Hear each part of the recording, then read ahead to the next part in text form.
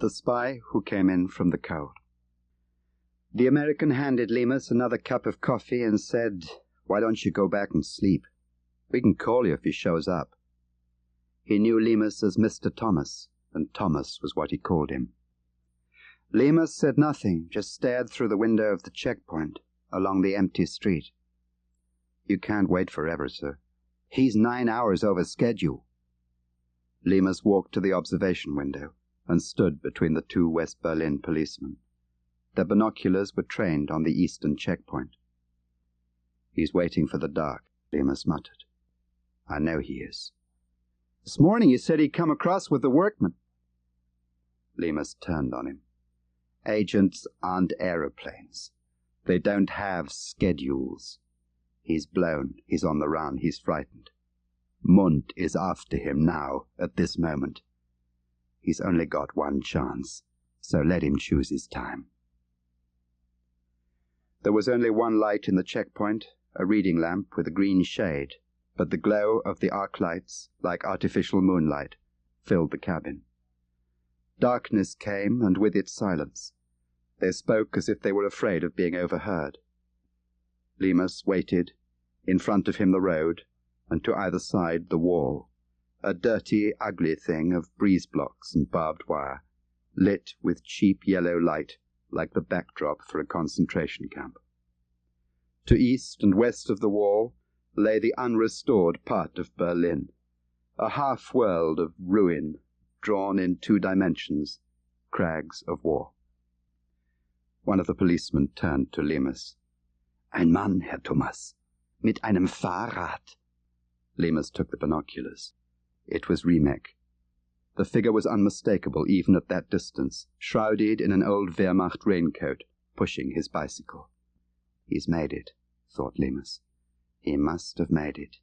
He's through the document check, only currency and customs to go." Lemus watched Riemek lean his bicycle against the railing, walk casually to the customs hut. "Don't overdo it," he thought. At last he came out, waved cheerfully to the man on the barrier, and the red and white pole swung slowly upwards. He was through. He was coming towards them. He had made it. Only the Vopo in the middle of the road, the line, and safety. At that moment Riemek seemed to hear some sound, sensed danger. He glanced over his shoulder, began to pedal furiously, bending low over the handlebars. There was still the lonely sentry on the bridge, and he had turned and was watching Riemek. Then, totally unexpected, the searchlights went on, white and brilliant, catching Riemek and holding him in their beam like a rabbit in the headlights of a car. There came the seesaw wail of a siren, the sound of orders wildly shouted. The East German sentry fired, quite carefully. The first shot seemed to thrust Riemek forward, the second to pull him back. Somehow he was still moving, still on the bicycle, passing the sentry, and the sentry was still shooting at him. Then he sagged, rolled to the ground, and they heard quite clearly the clatter of the bike as it fell. Lemus hoped to God he was dead. He watched the Tempelhof runway sink beneath him. He was not a reflective man, and not a particularly philosophical one. He knew he was written off. It was a fact of life which he would henceforth live with, as a man must live with cancer or imprisonment. He met failure as one day he would probably meet death, with cynical resentment and the courage of a solitary. He'd lasted longer than most, now he was beaten. It is said a dog lives as long as its teeth. Lemus's teeth had been drawn, and it was Mund who had drawn them. Hans-Dieter Mund, born 42 years ago in Leipzig. Lemus knew his dossier, knew by heart the story of Mund's rise to power as second man in the Abteilung and effective head of operations. He was hated even within his own department. Lemus knew that from the evidence of defectors, and from Riemek, who as a member of the SED Presidium had sat on security committees with Mund and dreaded him. Rightly, as it turned out, Mund had killed him. Now Lemus was leaving Berlin as he had come, without a single agent worth a farthing. Mund had won. Lemus was a short man, with close iron-grey hair and the physique of a swimmer. He was very strong. This strength was discernible in his back and shoulders, in his neck, and in the stubby formation of his hands and fingers. He had a utilitarian approach to clothes as he did to most other things. He had an attractive face, muscular, and a stubborn line to his thin mouth. His eyes were brown and small, Irish, some said. It was hard to place Lemus. If he were to walk into a London club, the porter would certainly not mistake him for a member. In a Berlin nightclub, they usually gave him the best table. He looked like a man who could make trouble, a man who looked after his money, a man who was not quite a gentleman. Somewhere long ago there had been a divorce. Somewhere there were children, now in their teens, who received their allowance from a rather odd private bank in the city. "If you want another whisky," said the hostess, "you'd better hurry. We shall be at London in 20 minutes. He didn't look at her. He was looking out of the window, at the grey-green fields of Kent. In the anonymous government building in Cambridge Circus, Control shook Lemus's hand rather carefully, like a doctor feeling the bones. "You must be awfully tired," he said apologetically. "Do sit down." The same dreary voice, the Donish bray. Lemus sat down in a chair facing an olive-green electric fire. "Do you find it cold?" Control asked. He was stooping over the fire, rubbing his hands together. He wore a cardigan under his black jacket, a shabby brown one. There was a pause. Finally, Lemus said, "Remek's dead." Yes, indeed," Control declared, as if Lemus had made a good point. "You saw it, didn't you? How did you feel?" "I was bloody annoyed," Lemus said. Control put his head on one side and half closed his eyes. "Surely you felt more than that. Surely you were upset. That would be more natural." "Look, what is this? What are you getting at?" "Remek was the last," Control reflected. "The last of a series of deaths. I wondered if you'd had enough." "What do you mean, enough?" "I wondered whether you were tired, burnt out." There was a long silence. "That's up to you," Lemus said at last. "We have to live without sympathy, don't we? That's impossible, of course. We act it to one another, all this hardness. But we aren't like that, really. I mean, one can't be out in the cold all the time. One has to come in from the cold. Do you see what I mean?" For God's sake, thought Lemus, it's like working for a bloody clergyman. What's he up to? "What do you know about Munt?" Control asked. "He's a killer. He was here a year or two back with the East German Steel Mission." "Quite so." "Munt was running an agent, the wife of an FO man. He killed her." "He tried to kill George Smiley.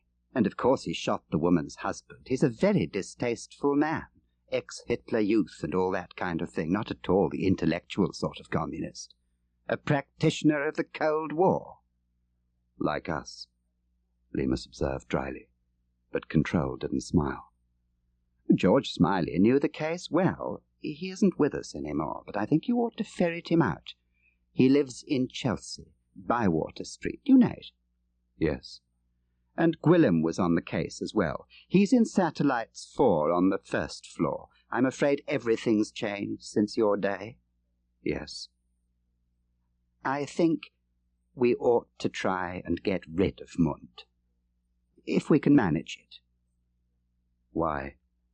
"We've got nothing left in East Germany, nothing at all. You just said so. Remek was the last. We've nothing left to protect."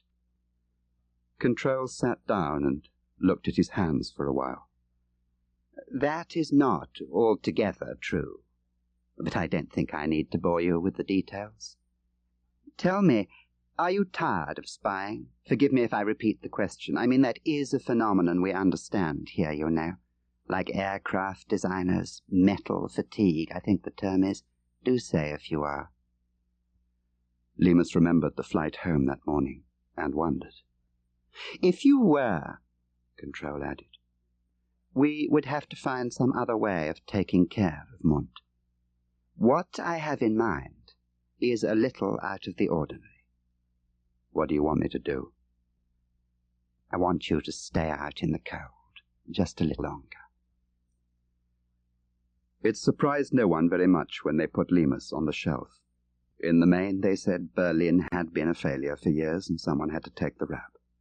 Lemus's contract had a few months to run, and they put him in banking to do his time. Most of the jobs in banking could have been done by an office boy were it not for the high degree of secrecy involved, and thus banking was one of several sections of the service which were regarded as laying out places for officers shortly to be buried. Lemus went to seed. The process of going to seed is generally considered to be a protracted one, but in Lemus this was not the case. In the full view of his colleagues, he was transformed from a man honourably put aside to a resentful, drunken wreck, and all within a few months. There is a kind of stupidity among drunks, particularly when they are sober, a kind of disconnection which Lemus seemed to acquire with unnatural speed. He developed small dishonesties, borrowed insignificant sums from secretaries, and neglected to return them, arrived late or left early under some mumbled pretext. At first his colleagues treated him with indulgence. Perhaps his decline scared them in the same way as we are scared by beggars or invalids, because we fear we could ourselves become them. But in the end his neglect, his brutal, unreasoning malice, isolated him. And then one day he had vanished. He said goodbye to no one, not even, apparently, to control.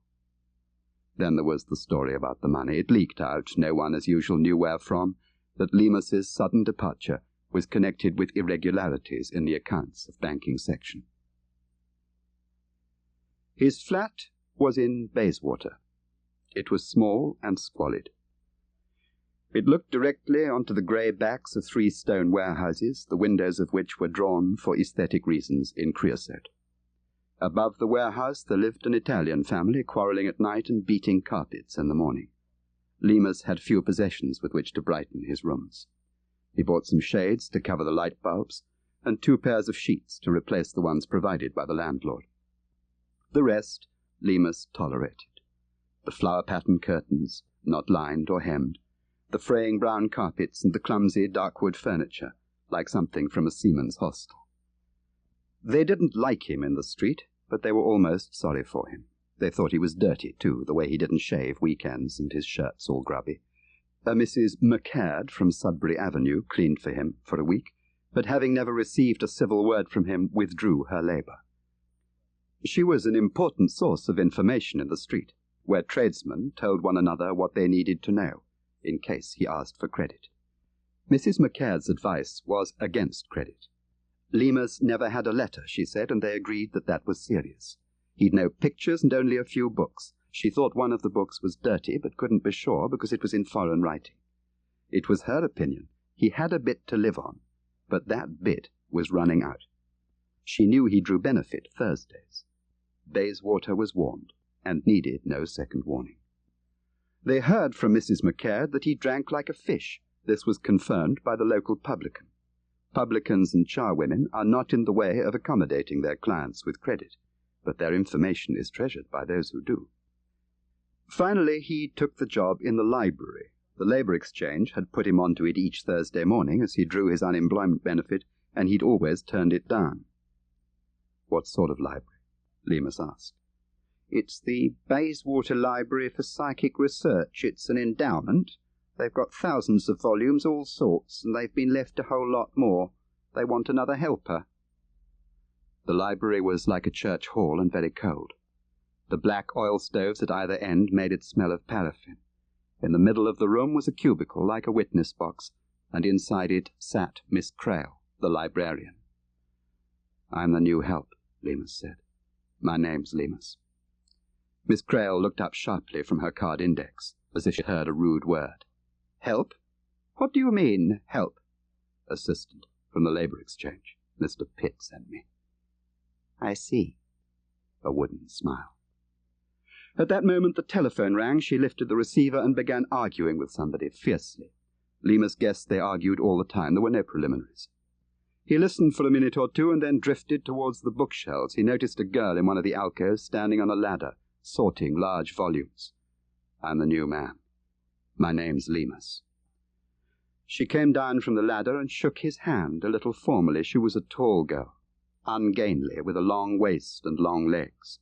She wore flat, ballet-type shoes to reduce her height. Her face, like her body, had large components which seemed to hesitate between plainness and beauty. Lemus guessed she was 22 or 23. "I'm Liz Gold. How do you do? Have you met Miss Crail?"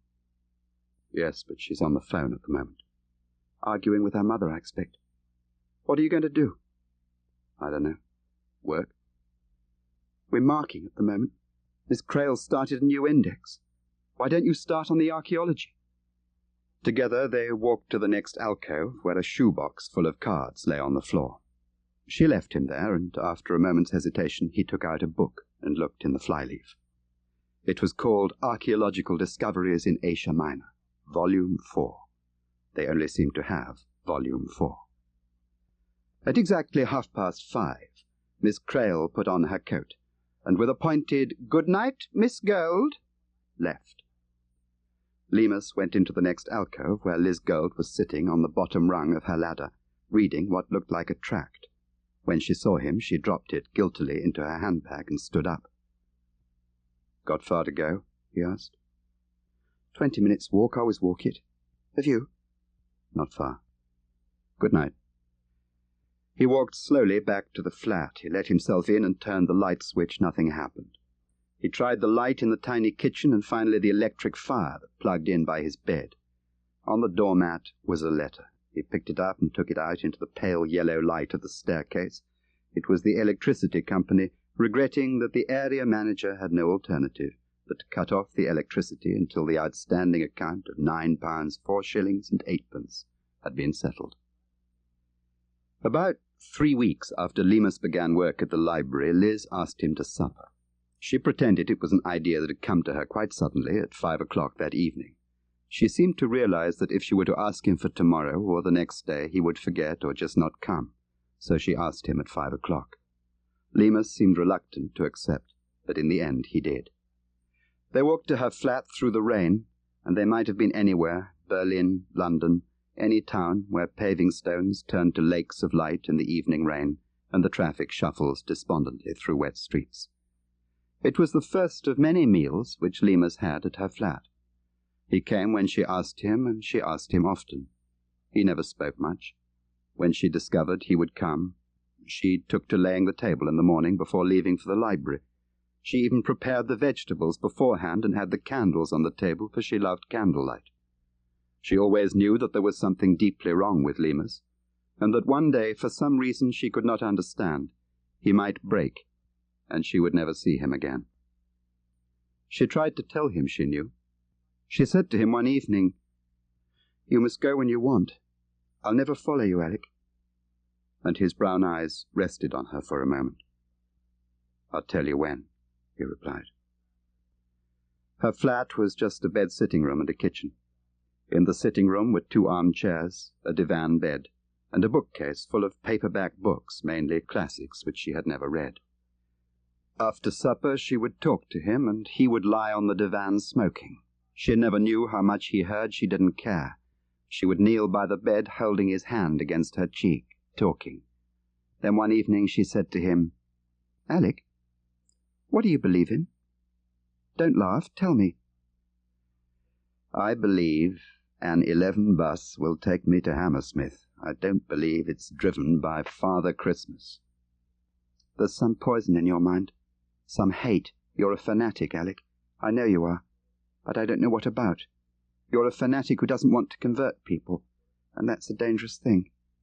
You're like a man who's sworn vengeance or something." The brown eyes rested on her. When he spoke, she was frightened by the menace in his voice. "If I were you, I'd mind my own business." Then he smiled, a roguish Irish smile. He hadn't smiled like that before, and Liz knew he was putting on the charm. "What does Liz believe in?" he asked, and she replied, "I can't be had that easy, Alec." Later that night, they talked about it again. "What do you believe in?" Lemus asked her. "History? Peace? Progress?" He looked at her in astonishment for a moment. then laughed. "Oh, Liz, oh no, you're not a bloody communist." She nodded, blushing like a small girl at his laughter, angry and relieved that he didn't care. She made him stay that night, and they became lovers. He left at 5 a.m. She couldn't understand it. She was so proud, and he seemed ashamed. He left her flat and turned down the empty street towards the park. It was foggy. Somewhere down the road, not far, 20 yards, perhaps a little more, stood the figure of a man in a raincoat, a short man, and rather plump, with spectacles. He was leaning against the railings of the park, silhouetted in the shifting mist. As Lemus approached, the mist seemed to thicken, closing in around the figure at the railings, and when it parted the man was gone. Then one day, about a week later, he didn't come to the library. Liz knew he would never come. She felt sick and empty. Should she go and find him? She had promised never to follow him, but he had promised to tell her. Should she go and find him? In her lunch hour she hailed a taxi and gave his address. She made her way up the dingy staircase and pressed the bell of his door. She heard nothing. She hesitated, then banged on the door, and she heard the faint groan of a man. She rushed downstairs to the flat below, hammered and rang at the door. There was no reply, so she ran down another flight and found herself in the back room of a grocer's shop. "The top flat," she almost shouted. "Somebody's very ill. Who's got a key?" A man in a brown overall and grey trilby hat looked round the door. "There's someone seriously ill in the top flat. He can't get to the front door to open it. Have you got a key?" "No," replied the grocer. "I haven't, but I've got a hammer." And they hurried up the stairs together. He knocked on the door sharply, and they waited, breathless, for an answer. There was none. "I heard a groan before. I promise I did." "Will you pay for this door if I bust it?" "Yes." The hammer made a terrible noise. With 3 blows he had wrenched out a piece of the frame, and the lock came with it. Liz went in first, and the grocer followed. It was bitterly cold in the room and dark, but on the bed in the corner they could make out the figure of a man. "If he's dead, I don't think I can touch him," Liz thought. But she went to him, and he was alive. Opening the curtains, she knelt beside the bed. "I'll call you if I need you, thank you," she said without looking back, and the grocer left. "Alec, what is it? What's making you ill? What is it, Alec?" Lemus moved his head on the pillow. His sunken eyes were closed. The dark beard stood out against the pallor of his face. Desperately she wondered what to do. Then getting up, she ran to the tiny kitchen and put on a kettle. She wasn't quite clear what she would make, but it comforted her to do something. Leaving the kettle on the gas, she picked up her handbag, took Lemus's key from the bedside table, and ran downstairs to the shops. By the time she returned to his flat, the kettle was just boiling. She made beef tea like her mother used to, in a glass with a teaspoon in to stop it cracking, and all the time she glanced towards him as if she were afraid he was dead. She had to prop him up to make him drink the tea. "Alec, don't be cross. Please don't. I'll go. I promise I will, but let me make you a proper meal. You're ill. You can't go on like this. You're... Oh, Alec." And she broke down and wept, holding both hands over her face. He let her cry, watching her with his brown eyes. She fell asleep in the armchair and did not wake until it was nearly light, feeling stiff and cold. She went to the bed. Lemus stirred as she looked at him, and she touched his lips with the tip of her finger. He did not open his eyes, but gently took her arm and drew her down onto the bed, and suddenly she wanted him terribly, and nothing mattered, and she kissed him again and again, and when she looked at him, he seemed to be smiling. She came every day for 6 days. He never spoke to her much, and once, when she asked him if he loved her, he said he didn't believe in fairy tales.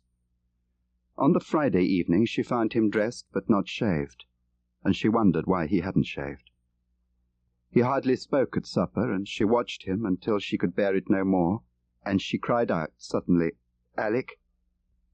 Alec, what is it? Is it goodbye?" He got up from the table, took her hands, and kissed her in a way he'd never done before. and spoke to her softly for a long time, and told her things she only dimly understood, only half heard, because all the time she knew it was the end, and nothing mattered any more. "Goodbye, Liz," he said, and "Goodbye," and then, "Don't follow me. Not again." Liz nodded and muttered, "Like we said." She was thankful for the biting cold of the street, and for the dark which hid her tears. It was the next morning, the Saturday, that Lemus asked at the grocer's for credit. He did it without much artistry, in a way not calculated to ensure him success. He ordered 6 items, and when they had been wrapped and put into the carrier bag, he said, "You better send me that account." The grocer smiled a difficult smile and said, "I'm afraid I can't do that." The "sir" was definitely missing. Opinions later differed as to what happened next. Some said the grocer, in trying to recover the bag, pushed Lemus. Others say he did not. Whether he did or not, Lemus hit him. Most people think twice, without disengaging his right hand, which still held the carrier bag. The coverage in the daily press was adequate, but not over-elaborate. Perhaps the strangest thing of all about prison was the brown paper parcel when he left. In a ridiculous way it reminded him of the marriage service. "With this ring I thee wed, with this paper parcel I return thee to society." They handed it to him and made him sign for it, and it contained all he had in the world. There was nothing else. Lemus felt it the most dehumanizing moment of the 3 months, and he determined to throw the parcel away as soon as he got outside. So they gave him the parcel, and he left. He took a bus to Marble Arch and walked. He had a bit of money in his pocket, and he intended to give himself a decent meal. He thought he would walk in Hyde Park. London was beautiful that day. Spring was late, and the parks were filled with crocuses and daffodils. A cool, cleaning wind was blowing. He could have walked all day. But he still had the parcel, and he had to get rid of it. The litter baskets were too small. He'd look absurd trying to push his parcel into one of those. He sat down on a bench and put the parcel beside him, not too close. After a couple of minutes, he resumed his walk, leaving the parcel where it lay. He had not gone far when he heard a shout, and he saw a man in an army mackintosh beckoning to him, holding the brown paper parcel in the other hand. "Here you, I say." "Yes." "This is your parcel, isn't it? You left it on the seat." Tall, with curly brown hair. A little bit of a pansy, thought Lemus. "You can put it back. I don't want it." The man coloured. "Well, you can't just leave it there. It's litter." "I bloody well can." "Look here," said the stranger, and his voice had risen a key. "I was just trying to do you a favour." "If you're so anxious to do me a favour, why have you been following me for the last half hour?" He's pretty good, thought Lemus. He hasn't flinched, but he must be shaken rigid. "I thought you were somebody I once knew in Berlin, if you must know. Alec Lemus, the man I borrowed some money from. I used to be in the BBC in Berlin. There was this man I borrowed some money from. I've had a conscience about it ever since. That's why I followed you. I wanted to be sure." Lemus went on looking at him, not speaking, and thought he wasn't all that good, but he was good enough. His story was scarcely plausible. That didn't matter. The point was that he'd produced a new one, and stuck to it after Lemus had wrecked what promised to be a classic approach. "I'm Lemus," he said at last. He said his name was Ash with an E, he added quickly, and Lemus knew he was lying.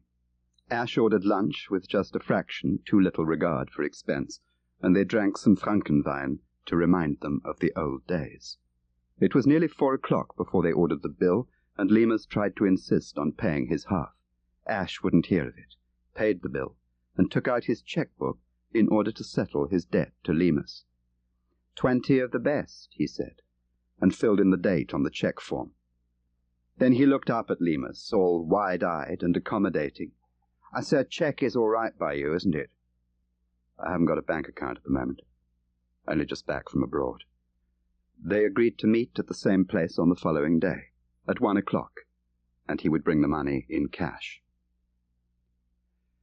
Ash took a cab at the corner of Old Compton Street, and Lemus waved at it until it was out of sight. It was 4 o'clock. He guessed he was still being followed, so he walked down to Fleet Street and had a cup of coffee in the black and white. He looked at bookshops, read the evening papers displayed in the show windows of newspaper offices, and then, quite suddenly, as if the thought had occurred to him at the last minute, he jumped on a bus. The bus went to Ludgate Hill, where it was held up in a traffic jam near a tube station. He dismounted and caught a tube. He stood in the end carriage and alighted at the next station. He caught another train to Euston, then trekked down to Charing Cross. It was 9 o'clock when he reached the station, and it had turned rather cold. There was a van waiting in the forecourt. Lemus glanced at the number and went over.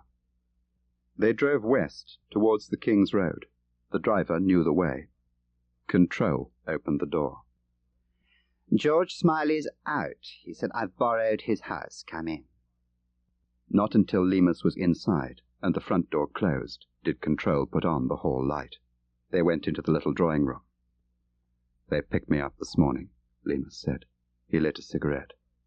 Control listened carefully to Lemus's story, stage by stage, from the day he hit Ford, the grocer, to his encounter that morning with Ash. "So sorry to hear you were ill before you had your little stretch. What was the trouble?" "Just fever." "How very distressing. And nobody to look after you, of course." There was a very long silence.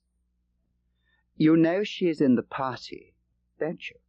Control asked. "Yes." Another silence. "I don't want her brought into this." "Oh, quite. I'm neglecting my duties as a deputy host. Would you care for a drink?" "No." "Or just as you like." Control gave himself a whisky and began looking idly at the books in Smiley's shelf. "Why isn't Smiley here?" "He doesn't like the operation. He finds it distasteful. He sees the necessity, but he wants no part in it. His fever," Control added with a whimsical smile, "is recurrent." "He didn't exactly receive me with open arms." "Oh, quite, no. Well, he wants no part in it, but he told you about Munt. He gave you the background, I trust."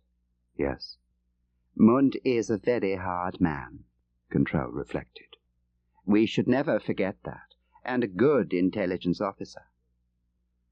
"Does Smiley know the reason for the operation? The special interest?" Control took a sip of whisky. "And he still doesn't like it?" "Oh, it isn't a question of moralities. He is like the surgeon who has grown tired of blood. He's content that others should operate." "Tell me, how are you so certain this will get us where we want? How do you know the East Germans are onto it, and not the Czechs or the Russians? Rest assured that has been taken care of." As they got to the door, Control put his hand lightly on Lemus's shoulder. "This is your last job. Then you can come in from the cold. About that girl, do you want anything done about her? Money or anything?" "When it's over, I'll take care of it myself then." "Quite. Well, it would be very insecure to do anything now." "I just want her left alone. I don't want her to be messed about. I don't want her to have a file or anything. I want her forgotten." With a nod to Control, Lemus slipped into the night air, into the cold. On the following day, Lemus arrived 20 minutes late for his lunch with Ash and smelt of whisky. Ash handed Lemus an envelope. "Singles," said Ash. "I hope that's all right." "Thanks," Lemus replied. "Let's have a drink." He hadn't shaved, and his collar was filthy. They lunched well, with a lot of drink, and Ash made most of the running. As Lemus had expected, he first talked about himself. An old trick, but not a bad one. "To be quite frank, I've got on to rather a good thing recently," said Ash. "Freelancing English features for the foreign press. I've got a letter from an old friend, Sam Keever, his name is actually, who is starting up a new agency for small features on English life, specially slanted for the foreign papers. You know the sort of thing. 600 words on Morris dancing." What do you do these days, old chap? I'm on the shelf, Lemus replied, and grinned a little stupidly. I forget what you were doing in Berlin.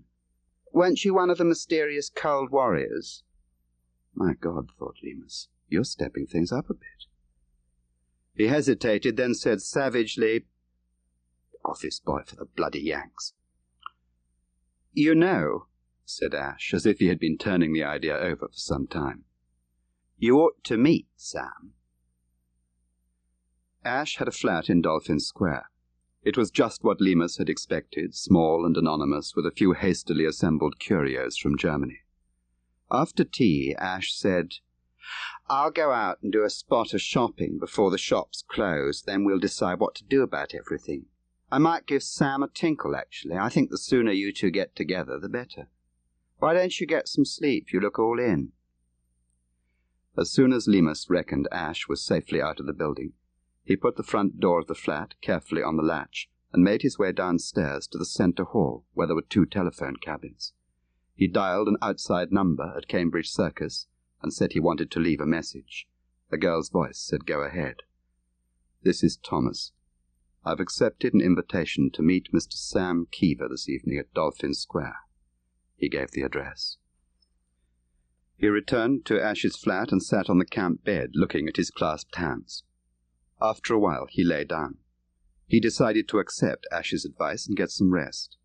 As he closed his eyes, he remembered Liz lying beside him in the flat in Bayswater, and he wondered what had become of her. He was woken up by Ash, accompanied by a small, rather plump man, with long greying hair swept back and a double-breasted suit. He spoke with a slight Central European accent. German, perhaps, it was hard to tell. He said his name was Keever, Sam Keever. They drank whiskey, Ash doing most of the talking. It was just like old times, he said, in Berlin, the boys together and the night their oyster. "Just a minute," said Lemus, and there was something in his voice which made Ash look at him quickly. "Just tell me something, will you? Tell me what the bloody hell's going on." "What do you mean?" Ash sounded uncertain. "What do you mean, Alec?" "You followed me from prison the day I was released with some bloody silly story of meeting me in Berlin. You gave me money you didn't owe me. You bought me expensive meals, and you're putting me up in your flat." It was Keever who finally spoke. "You run along," he said to Ash. "I'll look after this." "Perhaps you'll tell me why that sissy picked me up," Lemus suggested. "By all means, I told him to." "Why?" "I'm interested in you. I want to make your proposition a journalistic proposition." There was a pause. "Journalistic," Lemus repeated. "I see. I run an agency, an international feature service. Pays quite well, very well actually, for interesting material." "Who publishes the material?"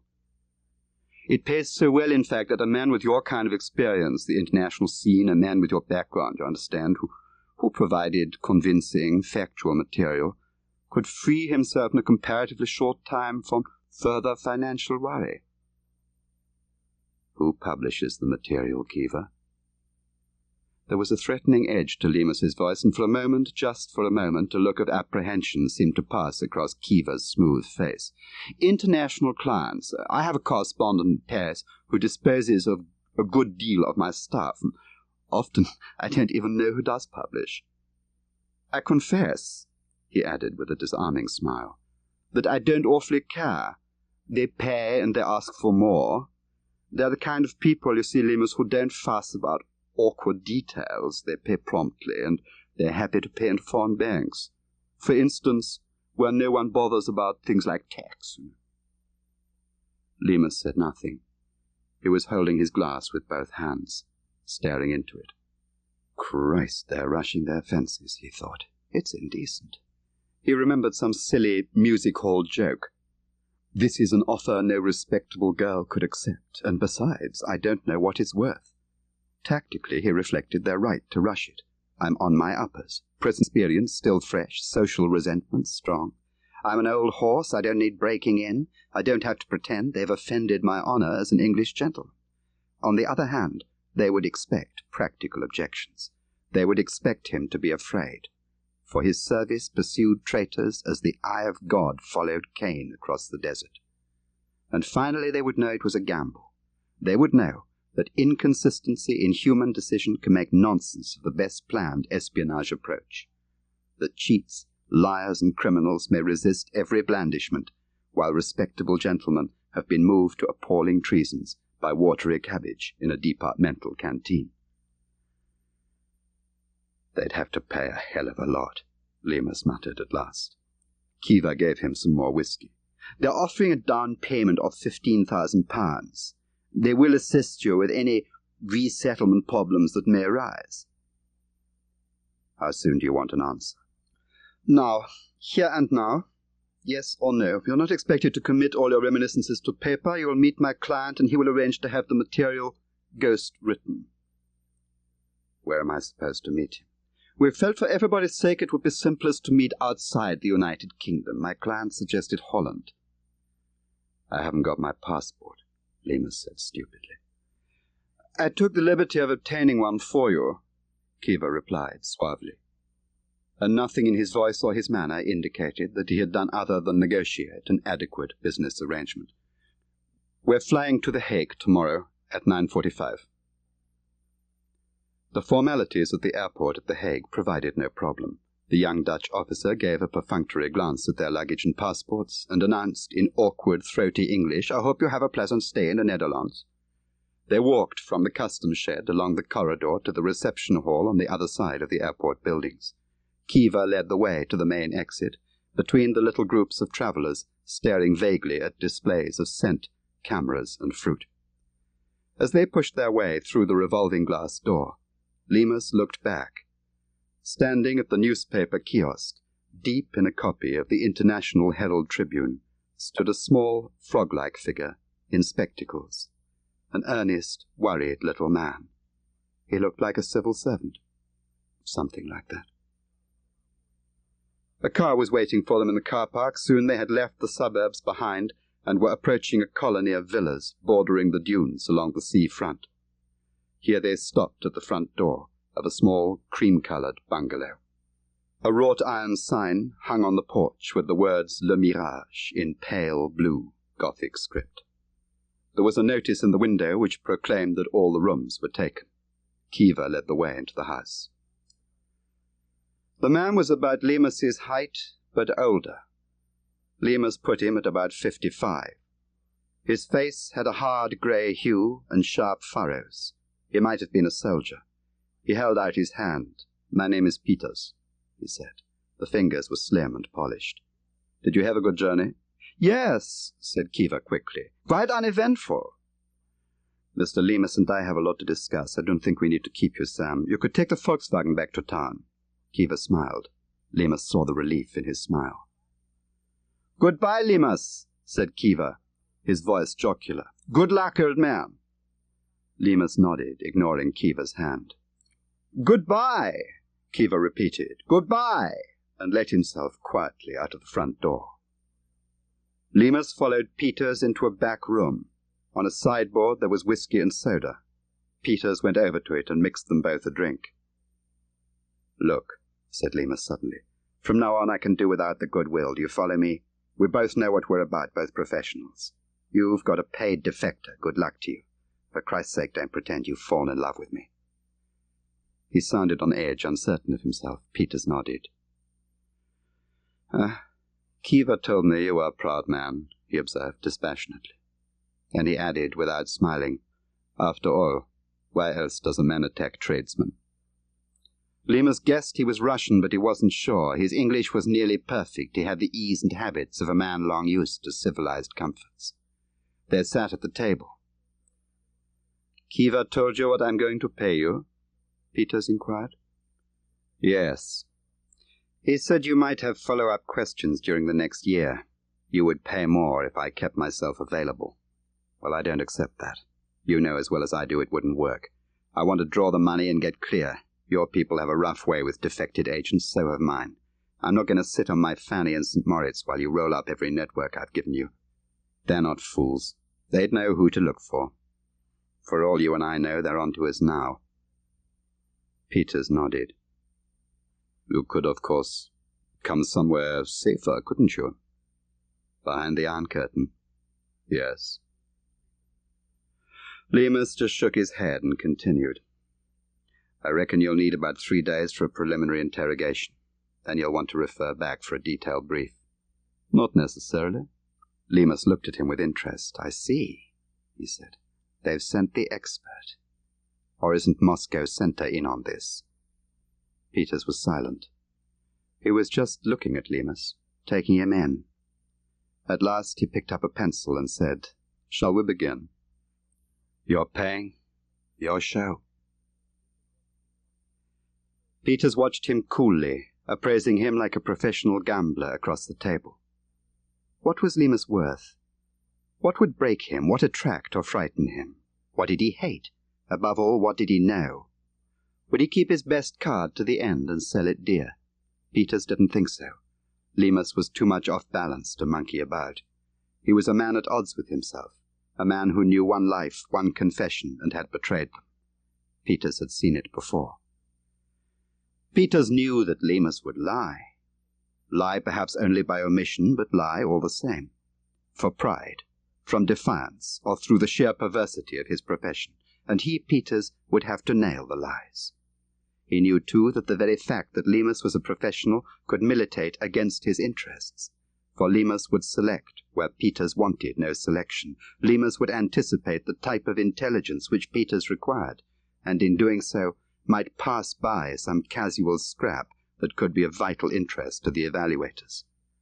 To all that, Peters added the capricious vanity of an alcoholic wreck.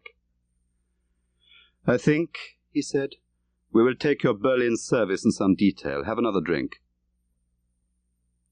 Lemus watched him take a cigarette from the box on the table and light it. He noticed 2 things, that Peters was left-handed and that he put the cigarette in his mouth with the maker's name away from him, so that it burned first. It was a gesture Lemus liked.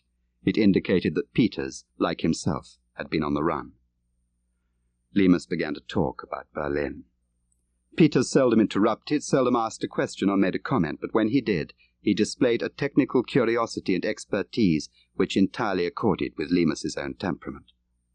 Lemus even seemed to respond to the dispassionate professionalism of his interrogator.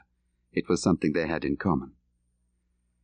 It had taken a long time to build a decent East Zone network from Berlin, Lemus explained.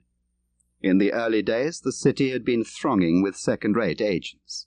Intelligence was discredited and so much a part of the daily life of Berlin that you could recruit a man at a cocktail party, brief him over dinner, and he would be blown by breakfast.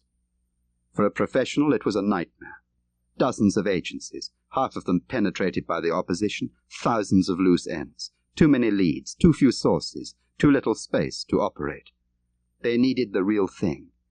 They had to wait another 3 years before they got it. A source in the Presidium of the East German Communist Party, the SED. A source named Karl Fneck. Lemus knew he had hit a goldmine. He gave the source cover name of Mayfair and sent a pessimistic letter to London. Lemus knew that if he gave London half an opening, they would control the case direct, which he was desperately anxious to avoid. This was probably the only kind of operation which could save him from superannuation, and it was just the kind of thing that was big enough for London to want to take over for itself. Riemek gave them film containing the minutes of the Presidium's meetings, with a draft revision of the East Germans' relationship to Comecon, and a breakdown of the East German intelligence service, complete with functions of departments and details of personalities. Peters interrupted. Just a minute, he said. Do you mean to say all this intelligence came from Riemek? Why not? You know how much he saw. It's scarcely possible, Peters observed, almost to himself. Did you never have the feeling he got assistance from above as well as from the agents he afterwards acquired? No, I never did. It never occurred to me. Looking back on it now, does it not seem likely? Not particularly. When you sent all this material back to the circus, they never suggested that even for a man in Riemek's position, the intelligence was phenomenally comprehensive. No. Did they ever ask where Riemek got his camera from, who instructed him in document photography? No, I'm sure they never asked. Remarkable. How much did you tell London? Everything after that I had to. Then the circus told the departments after that, Lemus added venomously. It was only a matter of time before it packed up. With the departments at their backs, London got greedy. They began pressing us for more, wanting to give him more money. Finally, we had to suggest to Remek that he recruited other sources, and we took them on to form a network. It was bloody stupid. It put a strain on Remek, endangered him, undermined his confidence in us. It was the beginning of the end. How much did you get out of him? How much? Christ, I don't know. It lasted an unnaturally long time. I think he was blown long before he was caught. The standard dropped in the last few months. I think they'd begun to suspect him by then. Kept him away from the good stuff. Altogether, what did he give you? Piece by piece, Lemus recounted the full extent of all Carl Remek's work. His memory was, Peters noted approvingly, remarkably precise, considering the amount he drank.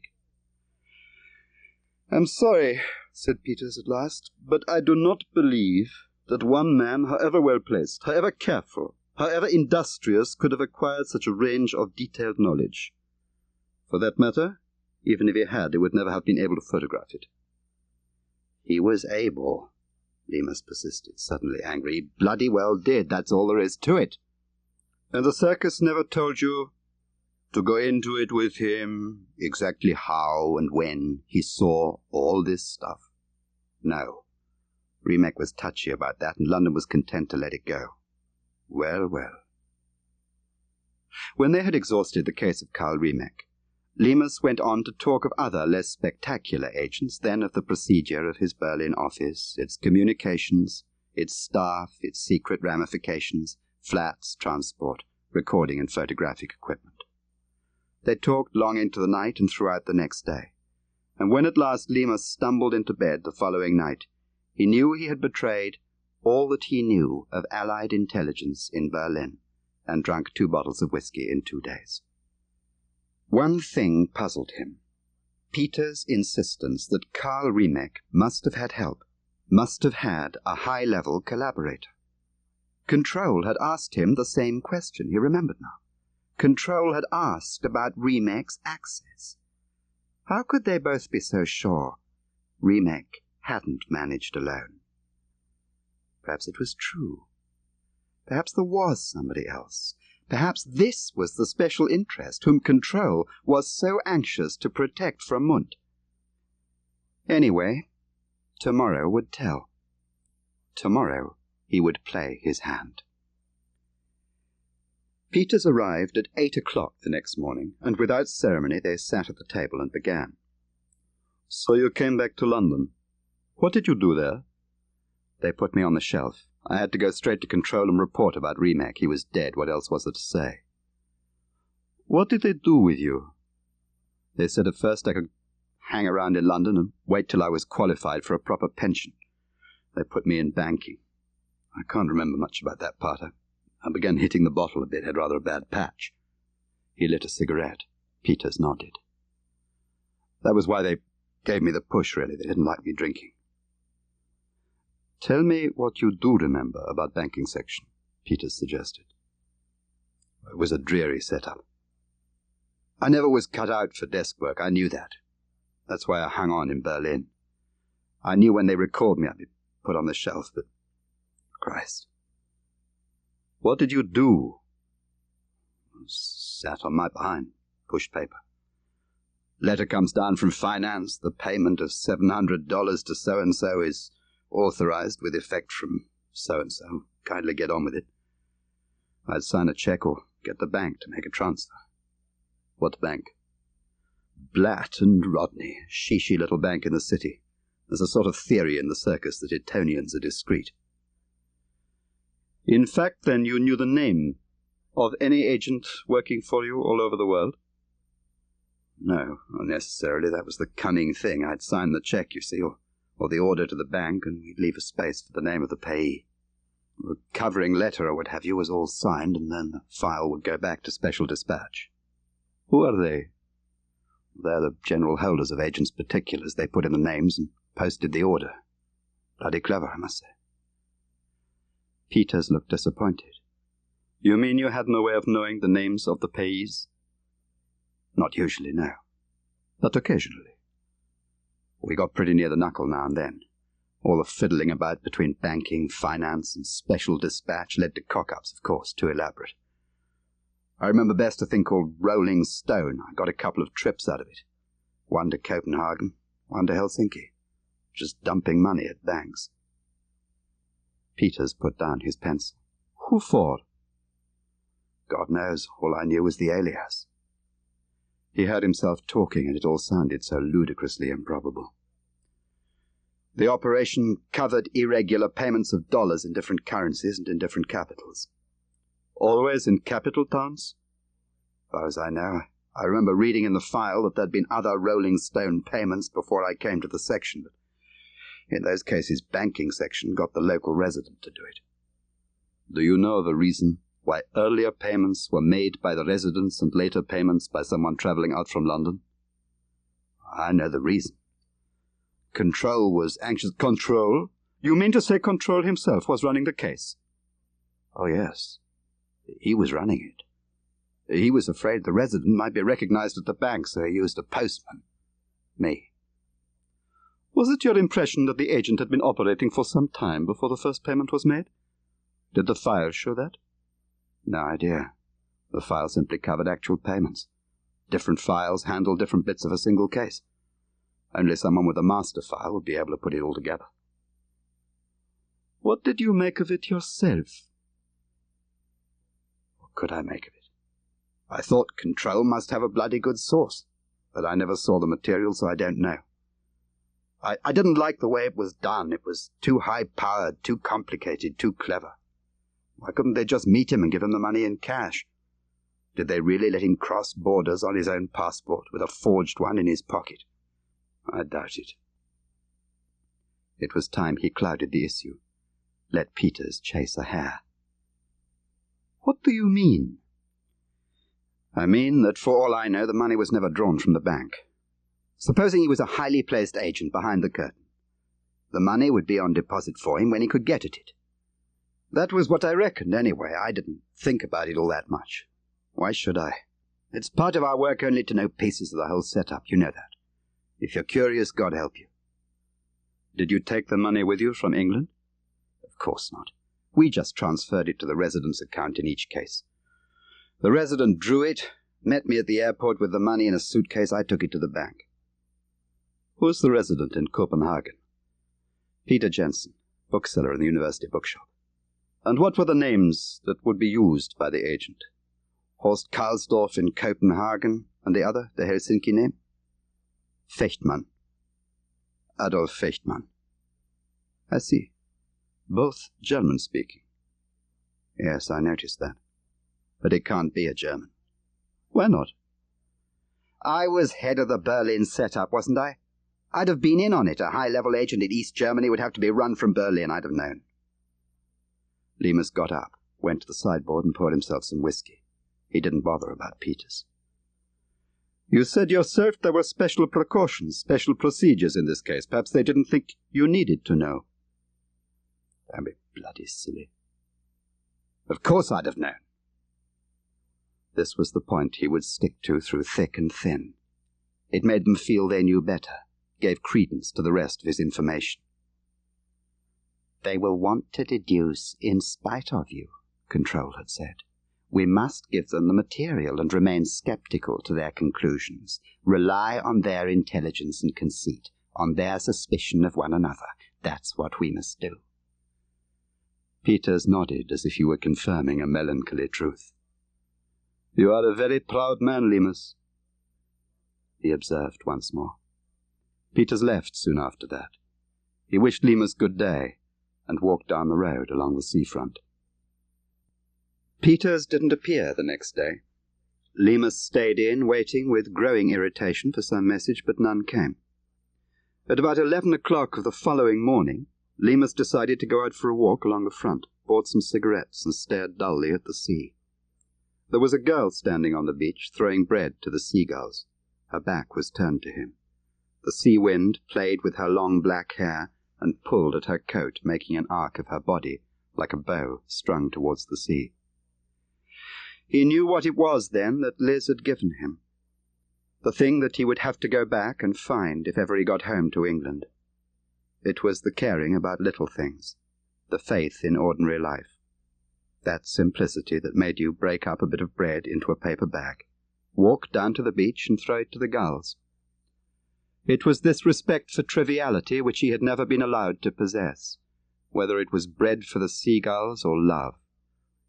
Whatever it was, he would go back and find it. He would make Liz find it for him. A week, 2 weeks perhaps, and he would be home. Control had said he could keep whatever they paid, and that would be enough. With the money, a gratuity and a pension from the circus, a man, as Control would say, can afford to come in from the cold. He made a detour and returned to the bungalow at 11:45. At 3:00 Peters arrived, and as soon as Lemus saw him, he knew that something was up. They did not sit at the table. Peters did not take off his mackintosh. "I've got bad news for you. They're looking for you in England, I heard this morning. They're watching the ports." "What's the charge?" "Nominally failing to report to a police station within the statutory period after release from prison." "And in fact?" "The word is going around that you are wanted for an offence under the Official Secrets Act. Your photograph's in all the London evening papers. The captions are very vague." Lemus was standing very still. "You don't seem to have any friends anymore. I'm sorry." Control had done it. Control had started the hue and cry. There was no other explanation. If Ash or Kiva had been pulled in, if they had talked, even then, the responsibility for the hue and cry was still Control's. "A couple of weeks," he'd said. "I expect they'll take you off somewhere for the interrogation. It may even be abroad. A couple of weeks should see you through, though. After that, the thing should run itself. You'll have to lie low over here while the chemistry works itself out, but you won't mind that, I'm sure. I've agreed to keep you on operational subsistence until Munt is eliminated. That seemed the fairest way." And now this. This wasn't part of the bargain. This was different. What the hell was he supposed to do? By pulling out now, by refusing to go along with Peters, he was wrecking the operation. It was just possible that Peters was lying, that this was the test. All the more reason that he should agree to go. But if he went, if he agreed to go east, there was no good reason why they should ever let him out. There was no good reason, since he was notionally a wanted man in the West, why he should want to be let out. Control had done it. He was sure. The terms had been too generous. He'd known that all along. They didn't throw money about like that for nothing, not unless they thought they might lose you. Money like that was a warning, and Lemus had not heeded the warning. "The photograph has the appearance of an official release. A prison photograph, for example." "Your friend Ash told them. Or that creep Kiva." "It's possible. The fact is that by now every country in Western Europe will be looking for you. You know the alternative. You'd better let us take care of you." "All right. Fix it up. There's a flight to Berlin in 1 hour. We shall take it. It's going to be very close." The men called on Liz the same evening. She thought they were a little too smart for policemen. They came in a small black car with an aerial on it. One was short and rather plump. He had spectacles and wore odd, expensive clothes. He was a kindly, worried little man, and Liz trusted him somehow without knowing why. The other was smoother, but not glossy. Rather a boyish figure, although she guessed he wasn't less than 40. They said they came from Special Branch, and they had printed cards with photographs in plastic cases. The plump one did most of the talking.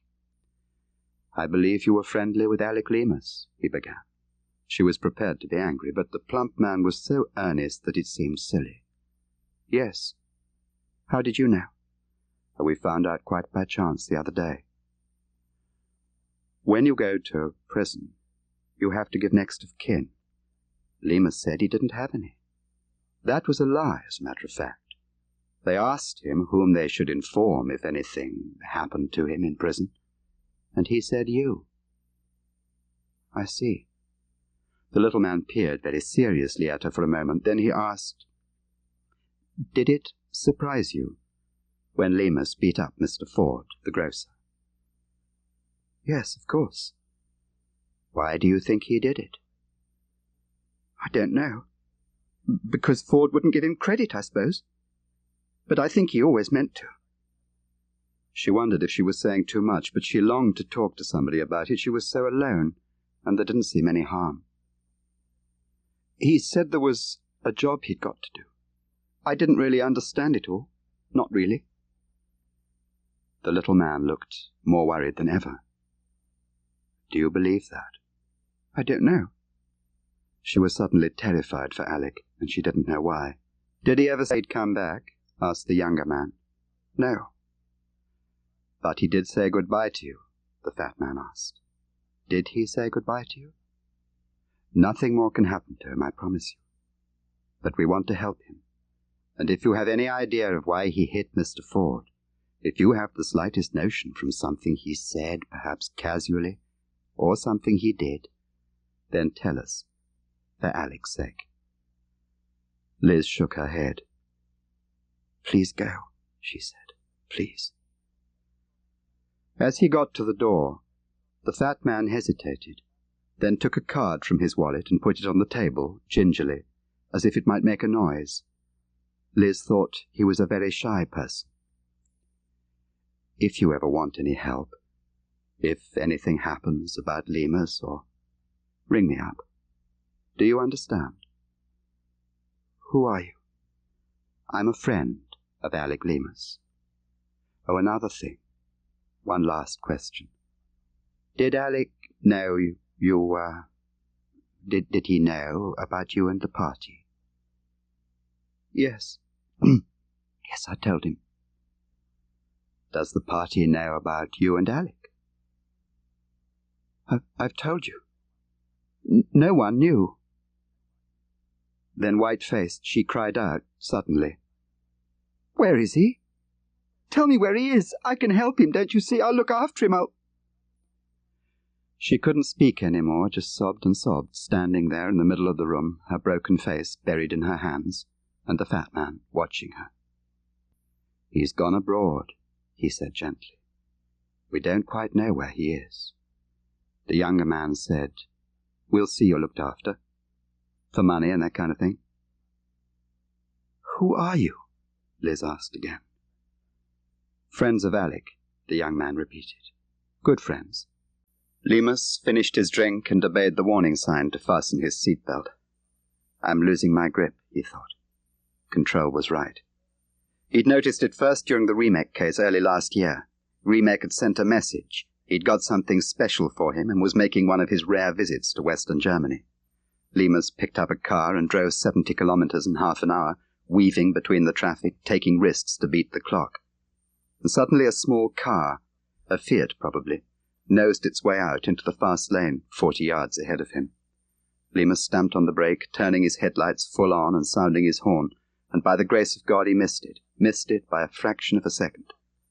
As he passed the car, he saw out of the corner of his eye 4 children in the back, waving and laughing, and the stupid, frightened face of their father at the wheel. He drove on, cursing, and suddenly it happened. Suddenly his hands were shaking feverishly, his face was burning hot, his heart palpitating wildly. He managed to pull off the road into a lay-by, scrambled out of the car, and stood breathing heavily, staring at the hurtling stream of giant lorries. He had a vision of the little car caught among them, pounded and smashed, until there was nothing left. Nothing but the frenetic whine of klaxons and the blue lights flashing, and the torn bodies of the children on the road. It was nearly dark as they landed at Tempelhof. Lemus watched the lights of Berlin rise to meet them, felt the thud as the plane touched down, saw the customs and immigration officials move forward out of the half-light. For a moment he was anxious lest some former acquaintance should chance to recognize him at the airport. As they walked side by side, Peters and he, along the interminable corridors through the cursory customs and immigration check, and still no familiar face turned to greet him, he realized that his anxiety had in reality been hope. Hope that somehow his tacit decision to go on would be revoked by circumstance. It was so easy crossing the sector border. Lemus had never expected it to be quite that easy. They drove on eastwards through the city. Who will I see? Does it matter? Not particularly. I know most of the Abteilung people by name, that's all. I just wondered. Who would you expect to see? Fiedler, Lemus replied promptly.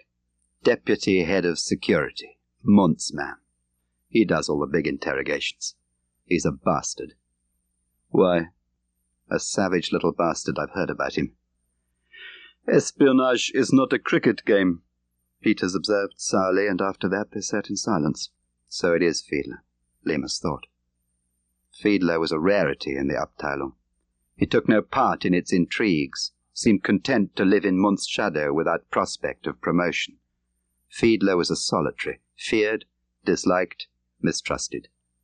Whatever motives he had were concealed beneath a cloak of destructive sarcasm. Fiedler is our best bet, Control had explained. Fiedler is the acolyte who will one day stab the high priest in the back. He's the only man who's a match for Mund, and he hates his guts.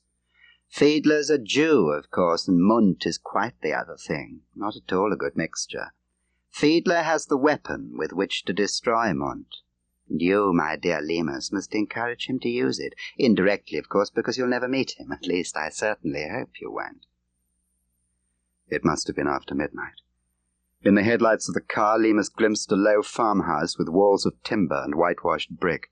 They went into the house. The place had a neglected, musty air, as if it had been opened for the occasion.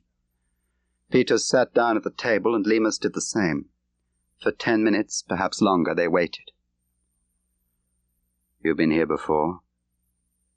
Yes, several times." "What for?" "This kind of thing, not the same, but our kind of work." "With Fiedler?" "Yes." "Is he good?" "For a Jew is not bad." Hearing a sound from the other end of the room, Lemus turned and saw Fiedler standing in the doorway. In one hand he held a bottle of whiskey, and in the other glasses and some mineral water. He couldn't have been more than 5'6". He wore a dark blue single-breasted suit. The jacket was cut too long. He was sleek and slightly animal. His eyes were brown and bright. "Hello, Lemus. Glad to see you." "Hello, Fiedler." Glancing towards Peters, he added something in Russian. Peters nodded and stood up. "Goodbye," he said to Lemus. "Good luck." He smiled wearily, nodded to Fiedler, then walked to the door. Lemus was watching Fiedler with an expression of disgust. "I know your setup. You're Mund's poodle, aren't you? They say you want his job. I suppose you'll get it now. It's time the Mund dynasty ended. Perhaps this is it." "I don't understand." "I'm your big success, aren't I?" Fiedler seemed to reflect for a moment, then he shrugged and said the operation was successful. Whether you were worth it is questionable. We shall see. It was a good operation. It satisfied the only requirement of our profession. It worked." "I suppose you take the credit," Lemus persisted, with a glance in the direction of Peters. "There is no question of credit. None at all." Fiedler sat down at the table and looked at Lemus thoughtfully for a moment. "Nevertheless, you are right to be indignant about one thing. Who told your people we had picked you up? We didn't. You may not believe me, but it happens to be true. We didn't tell them. We didn't even want them to know. We had ideas then of getting you to work for us later. Ideas which I now realize to be totally ridiculous. So who told them? You were lost, drifting around. You had no address, no ties, no friends.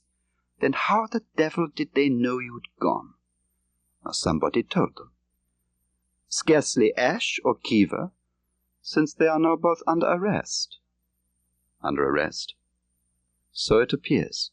Not specifically for their work in your case, but there were other things." Well. "It is true what I said just now. We would have been content with Peter's report from Holland. You could have had your money and gone. But you hadn't told us everything, and I want to know everything.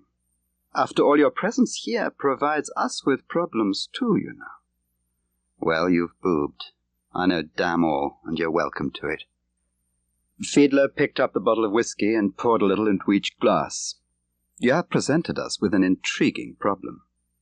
I've told you all I know. Oh, no. Oh, no, you haven't. You have told us all you are conscious of knowing. Bloody clever, Lemus muttered, lighting a cigarette. Let me ask you a question, Fiedler suggested, with the exaggerated bonhomie of a man proposing a party game. As an experienced intelligence officer, what would you do with the information you have given us? What information? Oh, my dear Lemus, you have given us only one piece of intelligence. You've told us about Remake. We knew about Remake.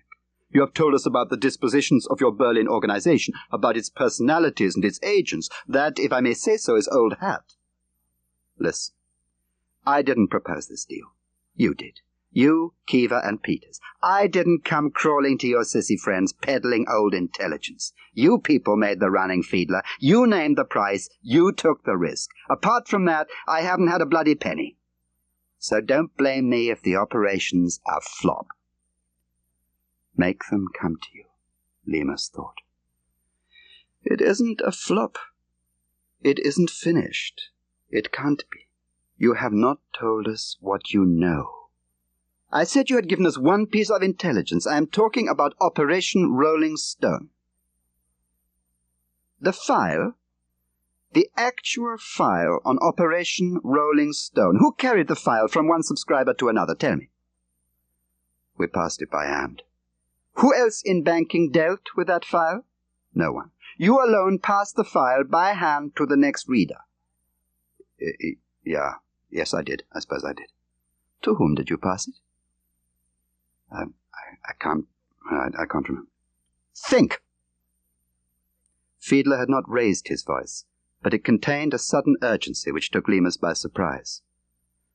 To Control's PA, I think, to show what action we'd taken or recommended. Who brought the file? What do you mean? Who brought you the file to read? Somebody on the list must have brought it to you. Lemus's fingers touched his cheek for a moment, an involuntary nervous gesture. You see, it's difficult, Fiedler. I was putting back a lot of drink in those days. You don't realize how hard it is to. I'll ask you again. Think, who brought you the file? I can't remember. Oh, yes, I can. I got it from Peter Gwilym. What territory did Gwilym cover? The zone. East Germany. Economic stuff. Ran a small section, sort of backwater. I don't quite know how he came into it. Peter and a couple of others were doing some research job on food shortages. Evaluation, really. Did you not discuss it with him? Oh, no. That's taboo. No discussion, no questions. But taking into account the elaborate security precautions surrounding Operation Rolling Stone, it is possible, is it not, that Gwilym's so-called research job might have involved the partial running of this agent, this Rolling Stone? I have told Peters. Lemus almost shouted. He was banging his fist on the table. That it's just bloody silly to imagine that any operation could have been run against East Germany without my knowledge, and without the knowledge of the Berlin organization. I would have known. Do you see? How many times do I have to say that? I would have known. Quite so. Sure, of course you would. Fiedler stood up and went to the window. Fiedler loved to ask questions. They went for a walk the next afternoon, following the gravel road down into the valley, then branching into the forest along a broad, pitted track lined with felled timber. All the time, Fiedler probed, giving nothing. Most of all, he asked about their philosophy. To Lemus, that was the most difficult question of all. Well, What do you mean, a philosophy? We're not Marxists, we're nothing, just people. Are you Christians, then? Not many, I shouldn't think. I don't know many. What makes them do it, actually? They must have a philosophy. Why must they? Perhaps they don't know, don't even care. Not everyone has a philosophy, Lemus answered a little helplessly. Then tell me, what is your philosophy? I just think the whole lot of you are bastards. Well then, what about the rest of the circus? I don't know. How should I know? Have you never discussed philosophy with them? No, we're not Germans. He hesitated, then added vaguely, I suppose they don't like communism. In the middle of a clearing was a rough bench beside a pile of logs and the damp remnants of a charcoal fire. Let's sit down for a moment, then we must go back. Tell me, this money, these large sums in foreign banks, what did you think they were for? What do you mean? I've told you, they were payments to an agent. An agent from behind the Iron Curtain? Well, I thought so. Why did you think so? Well, it was a hell of a lot of money. Then the complications of paying him, the special security, and of course control being mixed up in it too. What do you think the agent did with the money? Look, I've told you, Fiedler, I don't know.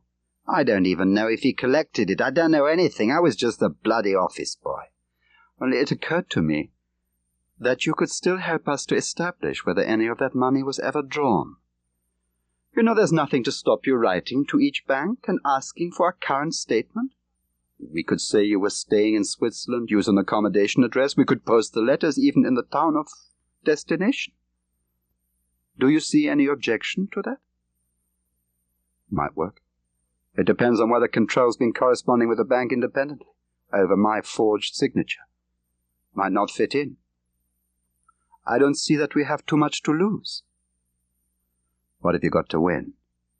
If the money has been drawn, which I agree is doubtful, we shall know where the agent was on a certain day. That seems to be a useful thing to know. You're dreaming. You'll never find him, Fiedler, not on that kind of information. You don't even know whether the man's East German. Who are you after? I cannot answer your question without telling you what you should not know. But Rolling Stone was an operation against us, I can assure you. Control had been phenomenally right. Fiedler was walking like a man led in his sleep into the net which Control had spread for him. It was uncanny to observe the growing identity of interest between Fiedler and Control. It was as if they had agreed on the same plan, and Lemus had been dispatched to fulfill it. Perhaps that was the answer. Perhaps Fiedler was the special interest Control was fighting so desperately to preserve. Lemus did not dwell on that possibility. He didn't want to know. In matters of that kind, he was wholly uninquisitive. He knew that no conceivable good could come of his deductions. Nevertheless, he hoped to God it was true. It was possible, just possible, in that case, that he would get home. It was nearly a week before they went walking again. The sky was dark and heavy and the air warm. I nearly went to England a few years back. I was going to replace Mundt on the steel mission. Did you know he was once in London? So I heard. He even managed to kill a couple of people. Or so you heard about that too, from Peter Gwilym. He was in on it with George Smiley. Mundt bloody nearly killed George as well. Ah, yeah, the Fennon case. It was amazing that Mundt managed to escape at all, wasn't it? I suppose it was. You wouldn't think, really, that a man whose photograph and personal particulars were filed at a Foreign Office as a member of a foreign mission would have a chance against the whole of British security? From what I hear, they weren't too keen to catch him anyway. Fiedler stopped abruptly. What did you say? Peter Gwilym told me he didn't reckon they wanted to catch Munt, that's all I said. We had a different setup then, an advisor instead of an operational controller. A man called Marston. Marston had made a bloody awful mess of the Fennon case from the start. If they'd caught Munt, it would have made a hell of a stink. They'd have tried him and probably hanged him. The dirt that came out in the process would have finished Marston's career. Peter never really knew what happened, but he was bloody sure there was no full-scale search for Munt. You are sure of that? Gwilym told you no full-scale search for Munt? Of course I'm sure. And Gwilym never suggested any other reason why they might have let Munt go. What do you mean? Fiedler shook his head, and they walked on along the path. The steel mission was closed down after the Fennon case. That's why I didn't go. We must take care, Fiedler added after a pause. You too, you must take care. Why? What's going on? The money you paid into the Copenhagen bank, we wrote, you remember? Of course I remember. Fiedler wouldn't say any more. Whatever happens, don't worry, okay? It will be all right, do you understand? His voice was heavy with emphasis. His slim hand rested on Lemus's arm. You may have to look after yourself a little, but it won't last long. Do you understand? No. And since you won't tell me, I shall have to wait and see. Don't worry too much for my skin, Fiedler. He moved his arm, but Fiedler's hand still held him. Lemus hated being touched. I've thought about it night and day. At first it seemed fantastic. I told myself I was jealous, that the work was going to my head, that I was seeing treachery behind every tree. You know we get like that, people in our world. But I couldn't help myself, Lemus. I had to work it out. There'd been other things before. What are you saying? It all held together. Munt escaped so easily from England. You told me yourself he did. And what did Gwilym say to you? He said they didn't want to catch him. Why not? I'll tell you why. He was their man. They turned him, Lemus. They caught him. Don't you see? And that was the price of his freedom? That and the money he was paid. I tell you, you are out of your bloody mind, Lemus hissed. He'll kill you if he ever thinks you made up this kind of stuff. It's sugar candy, Fiedler. Now shut up, okay? Shut up and let's go home. At last the hot grip on Lemus's arm relaxed. That's where you're wrong. You provided the answer, you yourself, Lemus.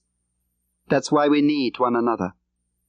It's not true. I have told you again and again they could not have done it. The circus could not have run him against the zone without my knowing. It just was not an administrative possibility. You're trying to tell me Control was personally directing the deputy head of the Abteilung without the knowledge of the Berlin station. You are mad, Fiedler. You're just bloody well off your head. You may want his job, you poor bastard. That is not unheard of. But this kind of thing went out with bustle, sport. That money in Copenhagen. The bank replied most courteously to your letter. The manager is very worried lest there has been a mistake. The money was drawn by your co-signatory exactly 1 week after you paid it in. The date it was drawn coincides with a 2-day visit which Munt paid to Denmark in February. He went there under an alias to meet an American agent who was attending a World Scientists Conference. I suppose you ought to write to the bank and tell them everything is quite in order. Liz looked at the letter from Party Centre and wondered what it was about. She found it a little puzzling. She had to admit she was pleased, but why hadn't they consulted her first? She read the letter again. Dear Comrade, we have recently had discussions with our comrades in the Socialist Unity Party of the German Democratic Republic on the possibility of effecting exchanges between party members over here and our comrades in democratic Germany. The idea is to create a basis of exchange at the rank-and-file level between our two parties. This is a grand opportunity for our comrades to profit from the experience of a young socialist system. We therefore ask District to put forward the names of young workers from your areas who might get the biggest advantage from the trip, and your name has been put forward. We are sure you are just the comrade for the job, and that it will be a terrific success. All expenses will be paid by the GDR Cultural Office. We are sure you realize what a big honor this is, and are confident you will not allow personal considerations to prevent you from accepting. The visits are due to take place at the end of next month, about the 23rd, but the selected comrades will travel separately, as their invitations are not all concurrent. Will you please let us know as soon as possible whether you can accept, and we will let you know further details. Liz went to her desk and opened a drawer where she kept some stationery. Putting a sheet of paper into her old Underwood typewriter, she typed a neat, grateful letter of acceptance. Centre was such a wonderful thing. Stern, benevolent, impersonal, perpetual. They were good people. People who fought for peace. As she closed the drawer, she caught sight of the card that the little plump man had given her. Mr. George Smiley, 9 Bywater Street, Chelsea. Then the number underneath. She remembered his earnest, puckered face, standing at the doorway of her room, and saying, "Did the party know about you and Alec?" How silly she was. Well, this would take her mind off it. Fiedler and Lemus walked back to the house and went together to the front door. They were about to enter the lodge when they heard a shout from the direction of the trees, followed by someone calling Fiedler's name. They turned, and Lemus distinguished in the twilight 20 yards away 3 men standing, apparently waiting for Fiedler to come. "What do you want?" Fiedler called. "We want to talk to you. We're from Berlin." Fiedler hesitated. "Where's that damn guard?" he asked Lemus. "There should be a guard at the front door." Lemus shrugged. "Why aren't the lights on in the hall?" Still unconvinced, Fiedler began walking slowly towards the men. Lemus waited a moment, then, hearing nothing, made his way through the unlit house to the annex behind it. This was a shoddy barrack hut attached to the back of the building, and hidden from all sides by close plantations of young pine trees. The hut was divided into 3 adjoining bedrooms. There was no corridor. The centre room had been given to Lemus, and the room nearest to the main building was occupied by 2 guards. Lemus never knew who occupied the 3rd. It meant nothing to Lemus that he was watched, but as he walked through the improvised doorway from the lodge to the hut and stood in the guard's bedroom, he had the distinct feeling that something was wrong. The lights in the annex were controlled from some central point. They were put on and off by an unseen hand. In the mornings he was often woken by the sudden blaze of the single overhead light in his room. At night he would be hastened to bed by perfunctory darkness. It was only 9 o'clock as he entered the annex, and the lights were already out. He had left the connecting door from the house open, so that the pale twilight from the hallway reached but scarcely penetrated the guard's bedroom, and by it he could just see the 2 empty beds. As he stood there, peering into the room, surprised to find it empty, the door behind him closed. Perhaps by itself, but Lemus made no attempt to open it. It was pitch dark. No sound accompanied the closing of the door, no click nor footstep. He took 1 pace sideways, pressed his back against the wall, and remained motionless. To Lemus there could be only one explanation. They were waiting for him to pass from the guard's room to his own, and therefore he determined to remain where he was. Then, from the direction of the main building whence he had come, he heard clearly the sound of a footstep. The door, which had just closed, was tested. The lock turned and made fast. Still Lemus did not move. Not yet. "Come on, you windy bastards," he hissed in German. "I'm here, in the corner. Come and get me, can't you?"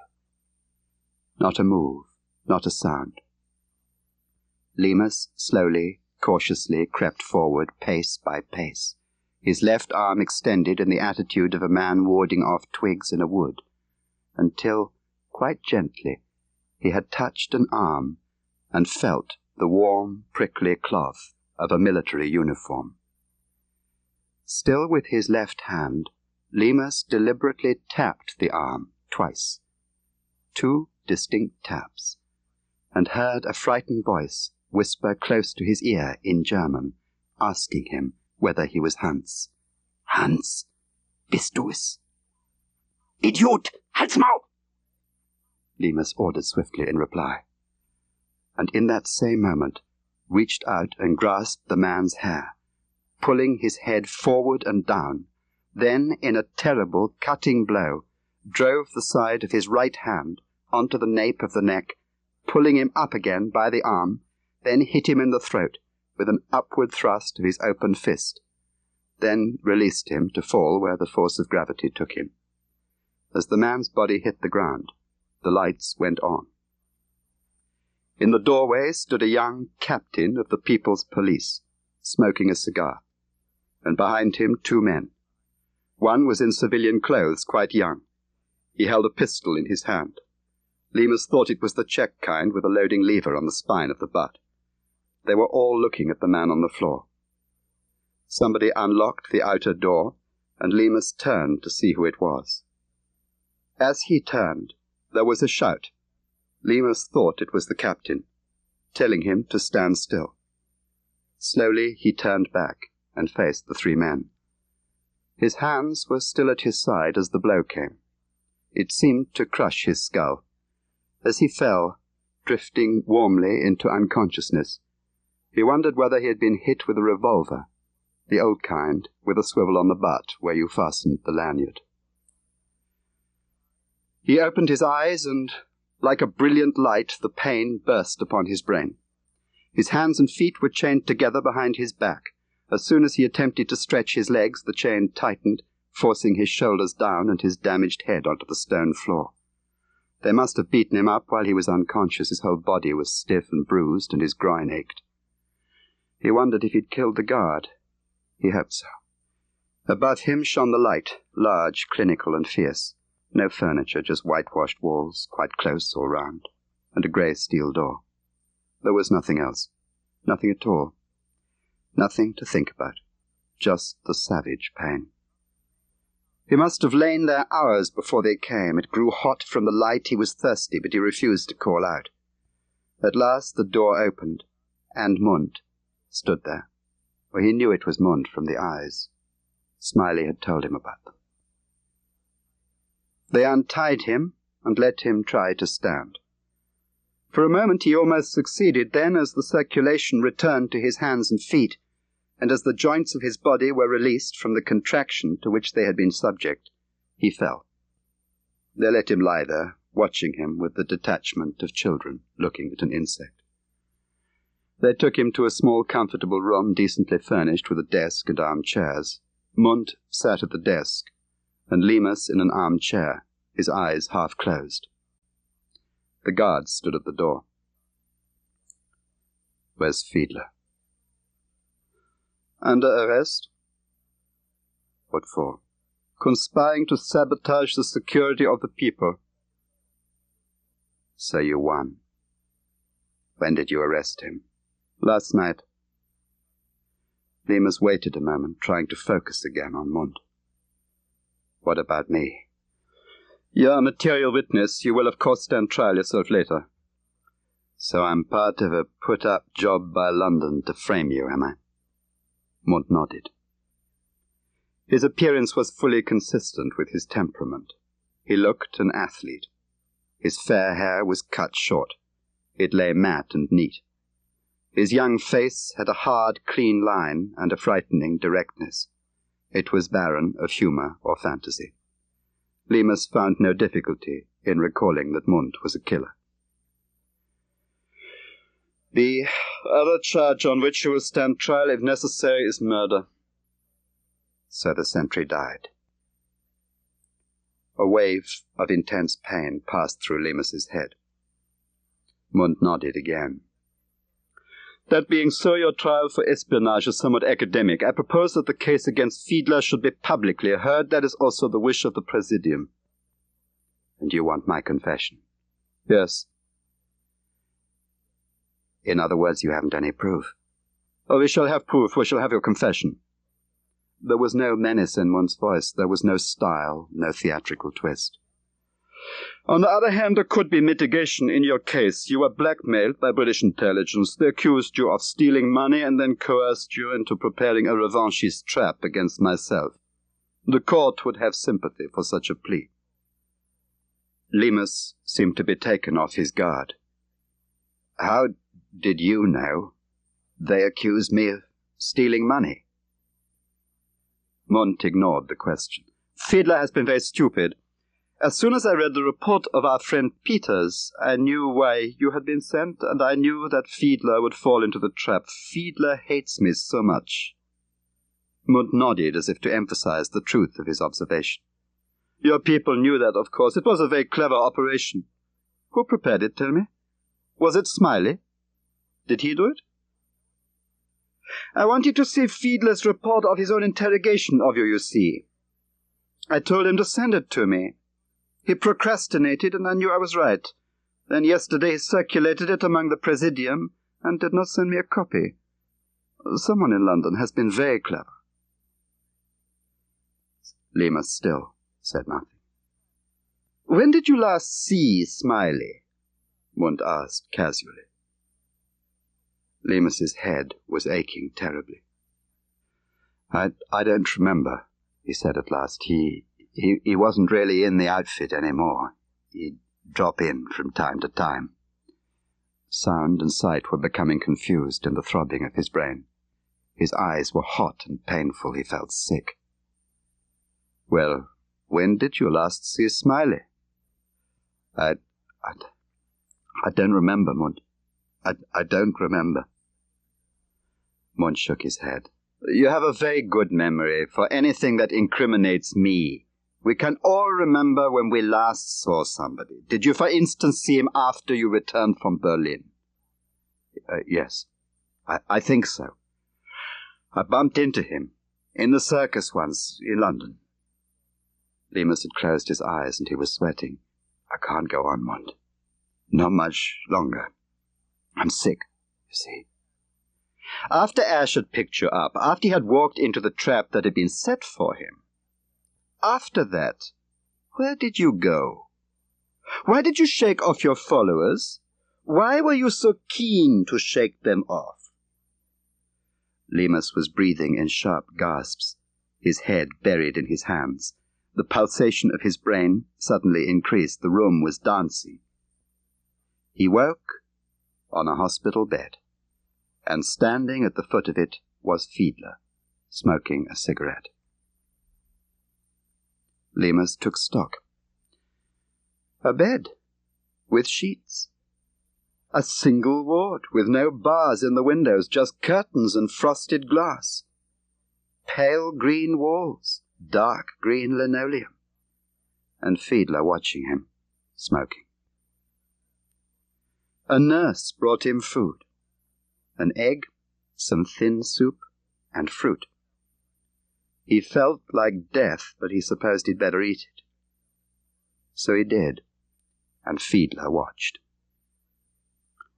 "How do you feel?" "Bloody awful. What happened to you?" "Oh, I too was softened for interrogation." "By Mund's men?" "By Mund's men. And Mund, it was a very peculiar sensation." "That's one way of putting it." No, not physically. Physically it was a nightmare, but you see Mund has a special interest in beating me up, apart from the confession."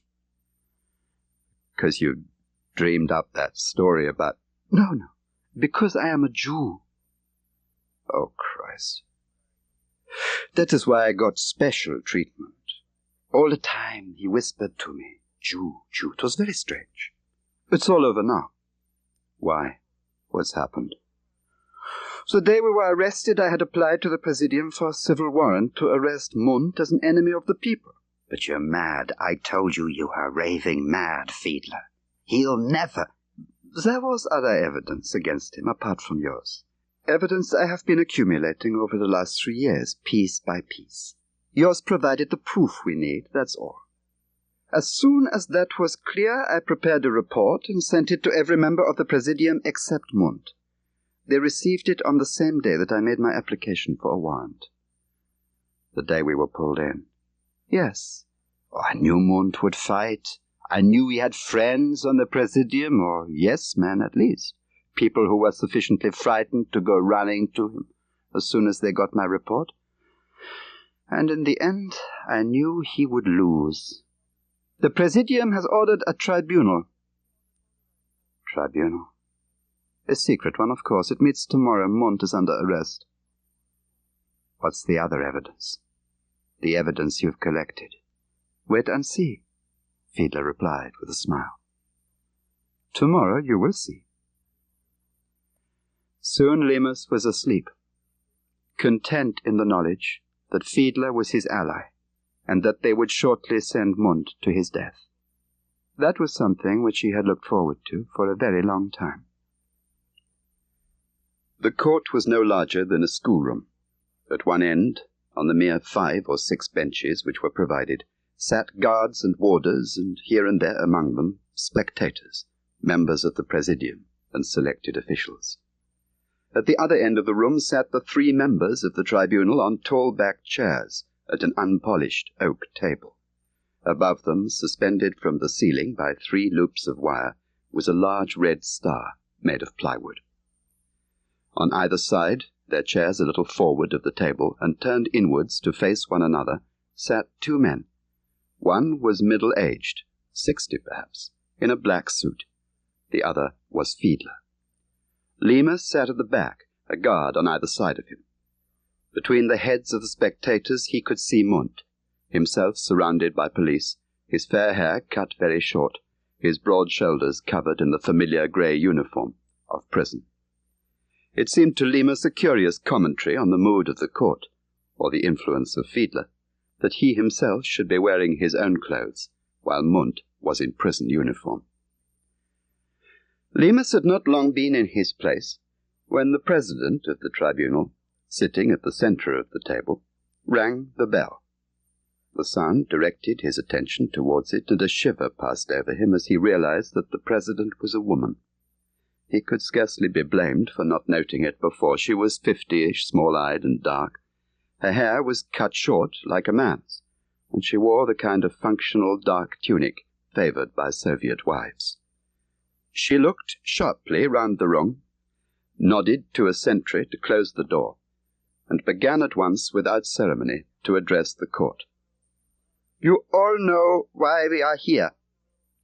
The proceedings are secret. Remember that. This is a tribunal convened expressly by the Presidium. She pointed perfunctorily towards Fiedler. Comrade Fiedler, you had better begin. Standing up, Fiedler drew from the briefcase beside him a sheaf of papers, held together in one corner by a piece of black cord. He talked quietly and easily, with a diffidence which Lemus had never seen in him before. Lemus considered it a good performance, well adjusted to the role of a man regretfully hanging his superior. You should know first, if you do not know already, that on the day that the Presidium received my report on the activities of Comrade Munt, I was arrested, together with the defector Lemus. Both of us were in prison, and both of us invited, under extreme duress, to confess that this whole terrible charge was a fascist plot against a loyal comrade. You can see from the report I have already given you how it was that Lemus came to our notice. We ourselves sought him out, induced him to defect, and finally brought him to democratic Germany. Nothing could more clearly demonstrate the impartiality of Limas than this, that he still refuses, for reasons I will explain, to believe that Mund was a British agent. It is therefore grotesque to suggest that Limas is a plant. The initiative was ours, and the fragmentary but vital evidence of Limas provides only the final proof in a long chain of indications reaching back over the last 3 years. You have before you the written record of this case. I need do no more than interpret for you the facts of which you are already aware. The charge against Konrad Mund is that he is the agent of an imperialist power. There is no crime more serious in our penal code, none which exposes our state to greater danger, nor demands more vigilance from our party organs. Here he put the papers down. It was at the end of his service in London that Mund's recruitment by the British took place. I have said that he exposed himself to great dangers. In doing so, he fell foul of the British secret police, and they issued a warrant for his arrest. Mund, who had no diplomatic immunity, NATO Britain does not recognize our sovereignty, went into hiding. Ports were watched, his photograph and description were distributed throughout the British Isles. Yet, after 2 days in hiding, Konrad Mund took a taxi to London Airport and flew to Berlin. Brilliant, you will say. And so it was. A little too brilliant, a little too easy. The truth is this. Mund was taken prisoner by the British. In a short, historic interview, they offered him the classic alternative. Was it to be years in an imperialist prison, the end of a brilliant career? Or was Mund to make a dramatic return to his home country, against all expectation, and fulfill the promise he had shown? The British, of course, made it a condition of his return that he should provide them with information, and they would pay him large sums of money. With the carrot in front and the stick behind, Mund was recruited. It was now in the British interest to promote Mund's career. We cannot yet prove that Mund's success in liquidating minor Western intelligence agents was the work of his imperialist masters betraying their own collaborators, those who were expendable. In order that Mund's prestige should be enhanced, we cannot prove it, but it is an assumption which the evidence permits. There were other indications also. I need hardly tell you that the very last person to be suspected of espionage is the head of the counter-espionage section. The notion is so appalling, so melodramatic, that few would entertain it, let alone give expression to it. I confess that I myself have been guilty of excessive reluctance in reaching such a seemingly fantastic deduction. This was erroneous. But, comrades, the final evidence has been delivered into our hands, and I propose to call that evidence now. He glanced towards the back of the room. Bring Limas forward. The guards on either side of him stood up, and Limas edged his way along the row to the rough gangway, which ran not more than 2 feet wide down the middle of the room. A guard indicated to him that he should stand facing the table. Fiedler stood a bare 6 feet away from him. First, the president addressed him. "Witness, what is your name?" "Alec Limas." "What is your profession?" "Assistant librarian." Fiedler angrily intervened. "You are formerly employed by British intelligence, were you not?" "That's right, till a year ago." "The tribunal has read the reports of your interrogation. I want you to tell them again about the conversation you had with Peter Gwilym sometime in May last year." You mean when we talked about Munt? Yes. I've told you. Gwilym said he thought that Marston was effectively in charge of the case then. Marston had not wanted Munt to be caught.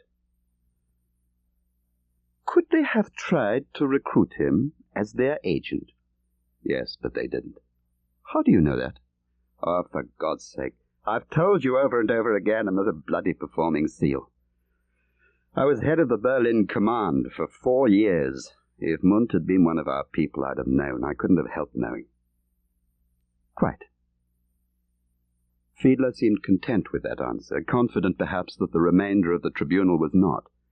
He now turned his attention to Operation Rolling Stone, took Lemus once again through the special security complexities governing the circulation of the file, the letters to the Copenhagen and Helsinki banks, and the one reply which Lemus had received, the dates of the withdrawals, and the matching dates of Munt's foreign trips.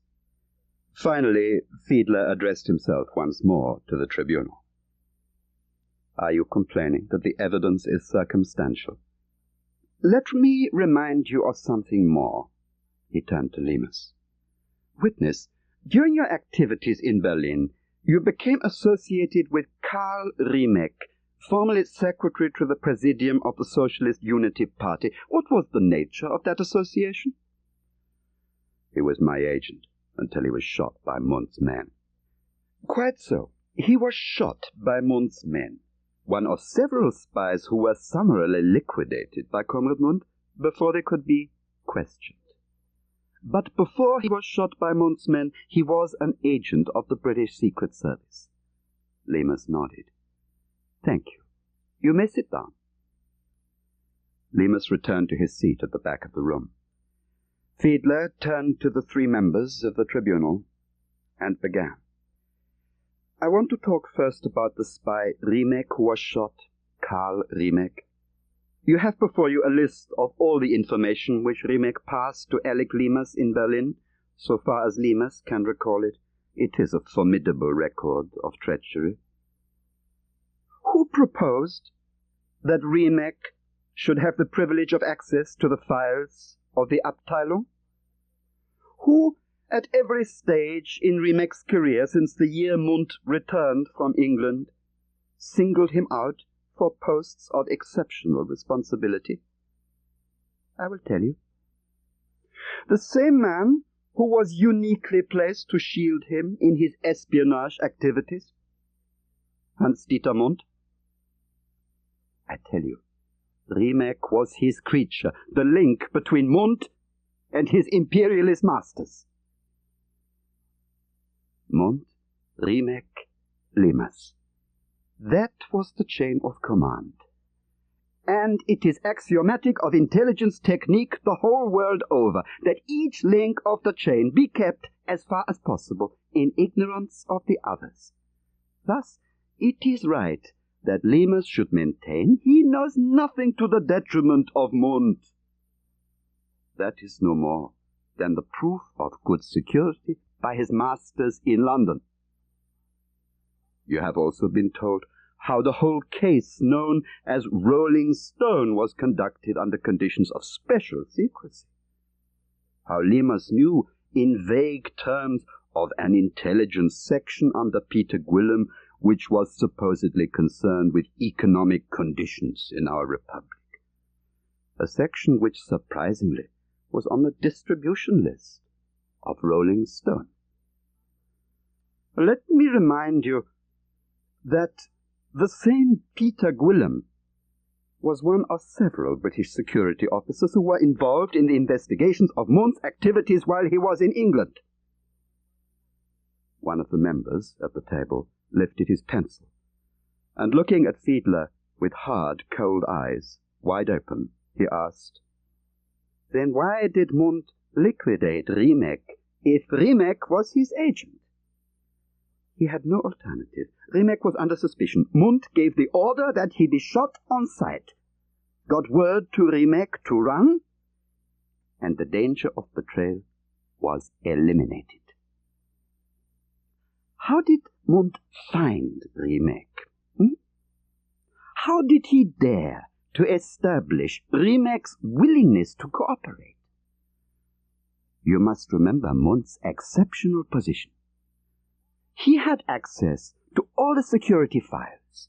He could tap telephones, open letters, employ watchers. He could interrogate anyone with undisputed right, and had before him the most detailed picture of their private life. Above all, he could silence suspicion in a moment by turning against the people the very weapon which was designed for their protection. Returning effortlessly to his former rational style, Fiedler continued. Or you can see now what London did.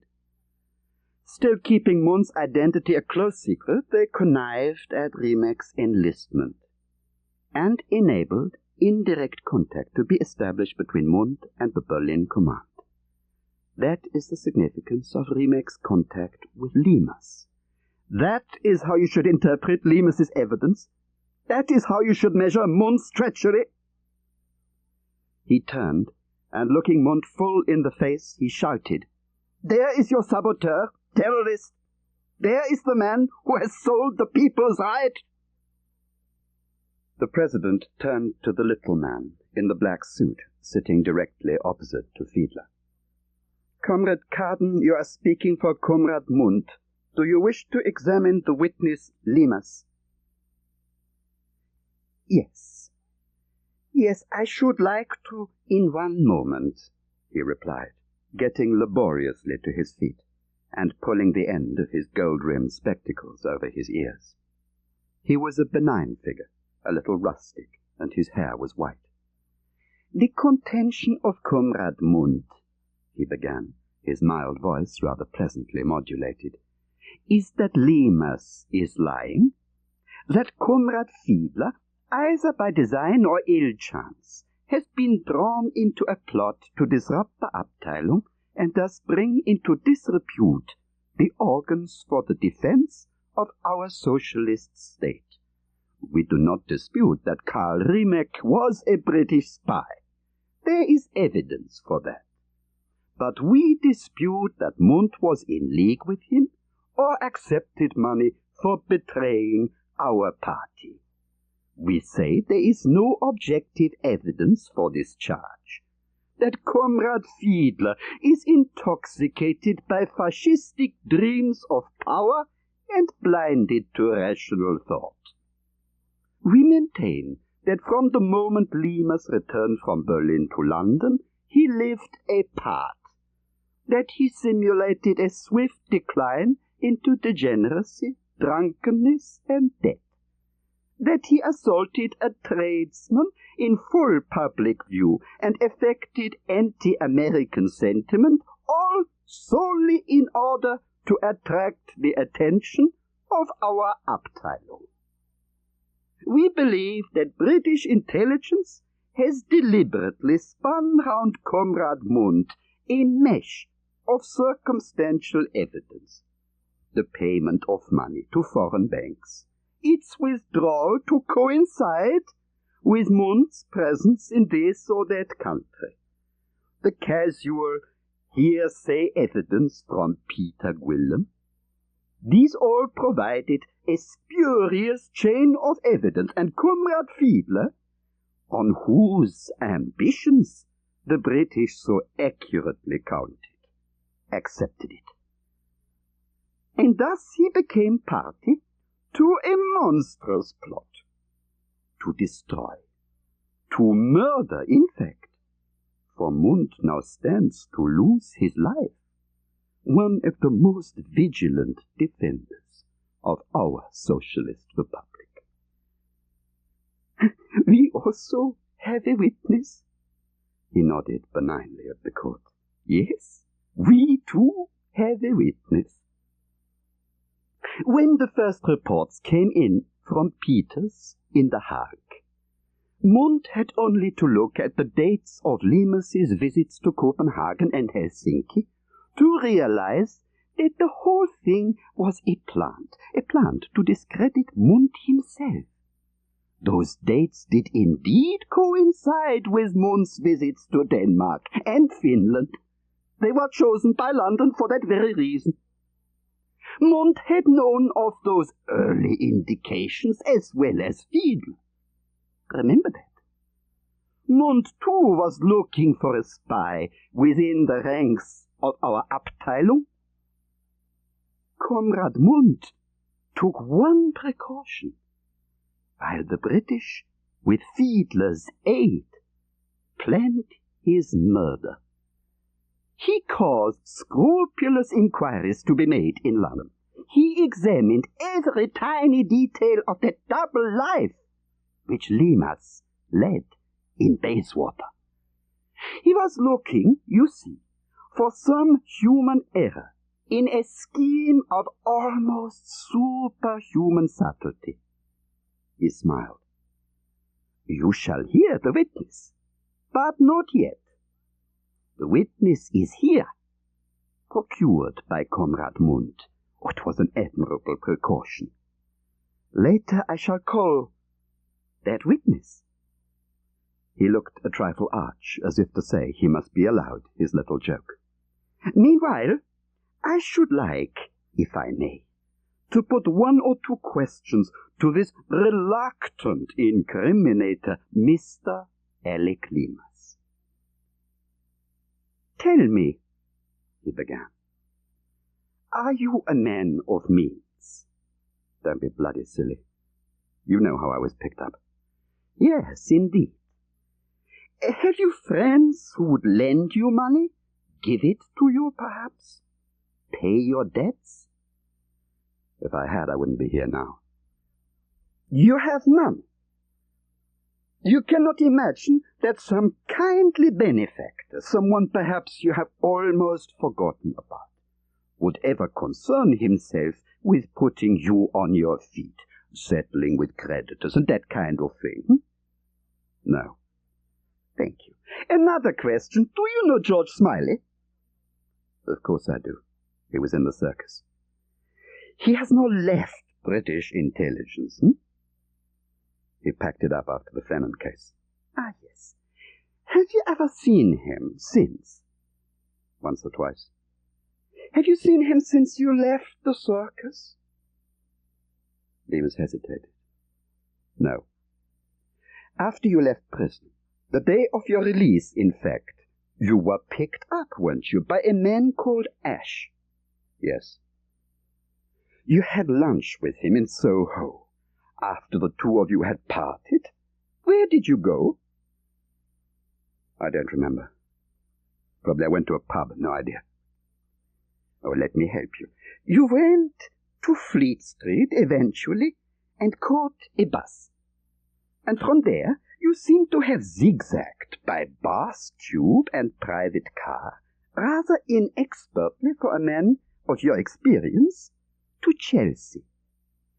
Do you remember that? I can show you the report if you like. I have it here. You're probably right. So what? George Smiley lives in Bywater Street, just off the King's Road. That is my point. Your car turned into Bywater Street, and our agent reported that you were dropped at number 9. That happens to be Smiley's house.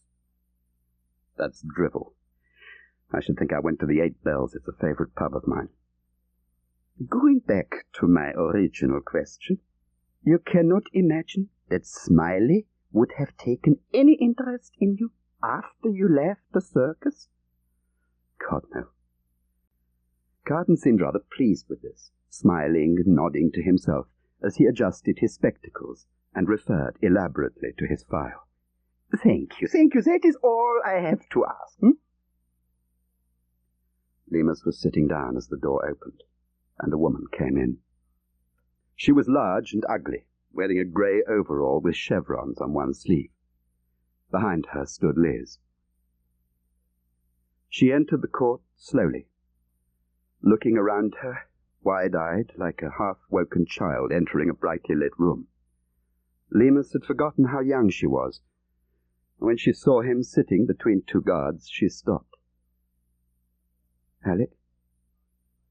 The guard beside her put his hand on her arm and guided her forward to the spot where Lemus had stood. It was very quiet in the courtroom. "What is your name, child?" the president asked, abruptly. "Elizabeth Gold." "You are a member of the British Communist Party?" "Yes." "When did you join the party?" "I think it was... She was interrupted by the sound of movement, the screech of furniture forced aside, and Lemus's voice, hoarse, high-pitched, ugly, filling the room. "You bastards! Leave her alone!" Liz turned in terror and saw him standing, his white face bleeding and his clothes awry. Saw a guard hit him with his fist so that he half fell. Then they were both upon him, had lifted him up, thrusting his arms high behind his back. His head fell forward on his chest, then jerked sideways in pain. "If he moves again, take him out," the president ordered, and she nodded to Lemus in warning, adding, "You can speak again later if you want. Wait." Turning to Liz, she said, "We three at this table hold very high rank in the party, child. We are acting with the knowledge of our presidium in the interests of party security. We have to ask you some questions, and your answers are of the greatest importance. By replying truthfully and bravely, you will help the cause of socialism." "But who? Who's on trial? What's Alec done?" The president looked past her at Munt and said, "Perhaps no one is on trial. That is the point. Perhaps only the accusers. It can make no difference who is accused. It is a guarantee of your impartiality that you cannot know." Silence descended for a moment on the little room. Carden stood again and smiled his kindly churchwarden smile. "Elizabeth," he inquired, "Alec Lemus was your lover, wasn't he? She nodded. "Have you had many lovers, Elizabeth?" Whatever she said was lost as Lemus shouted again, "Carden, you swine!"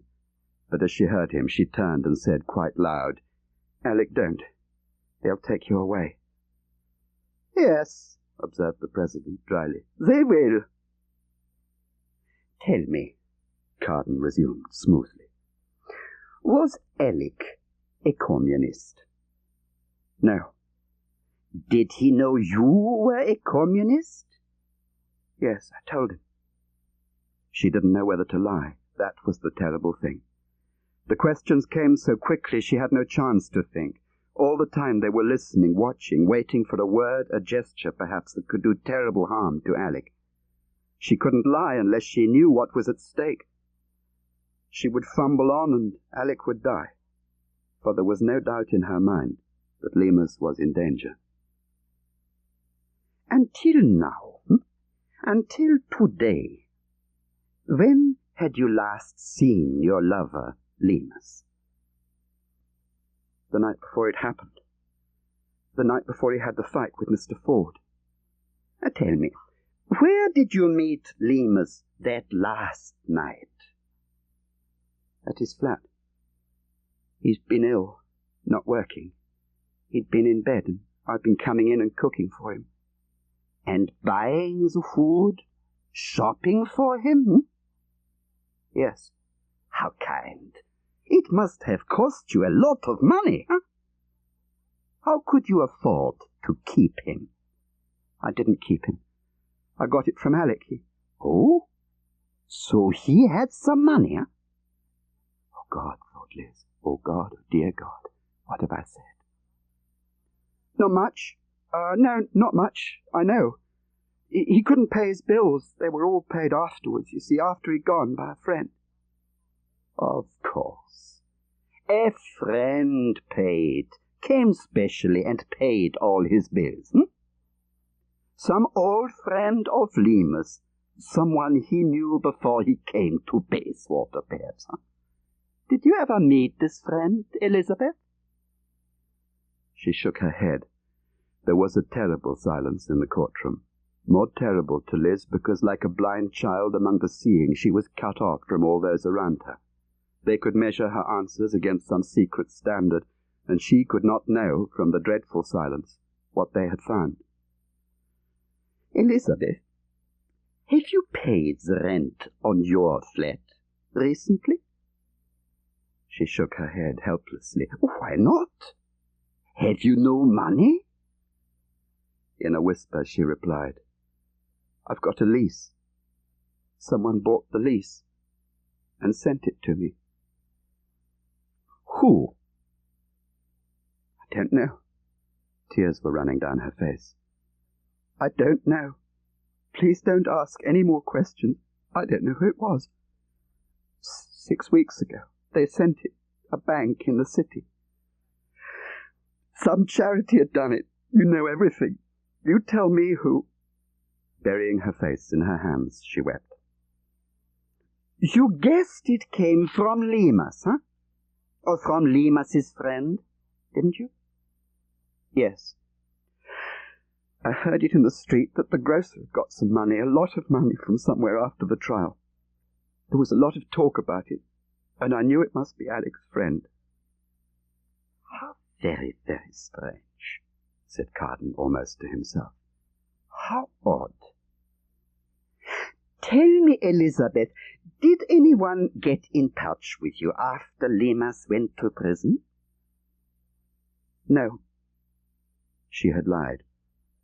She knew now. She was sure they wanted to prove something against Alec.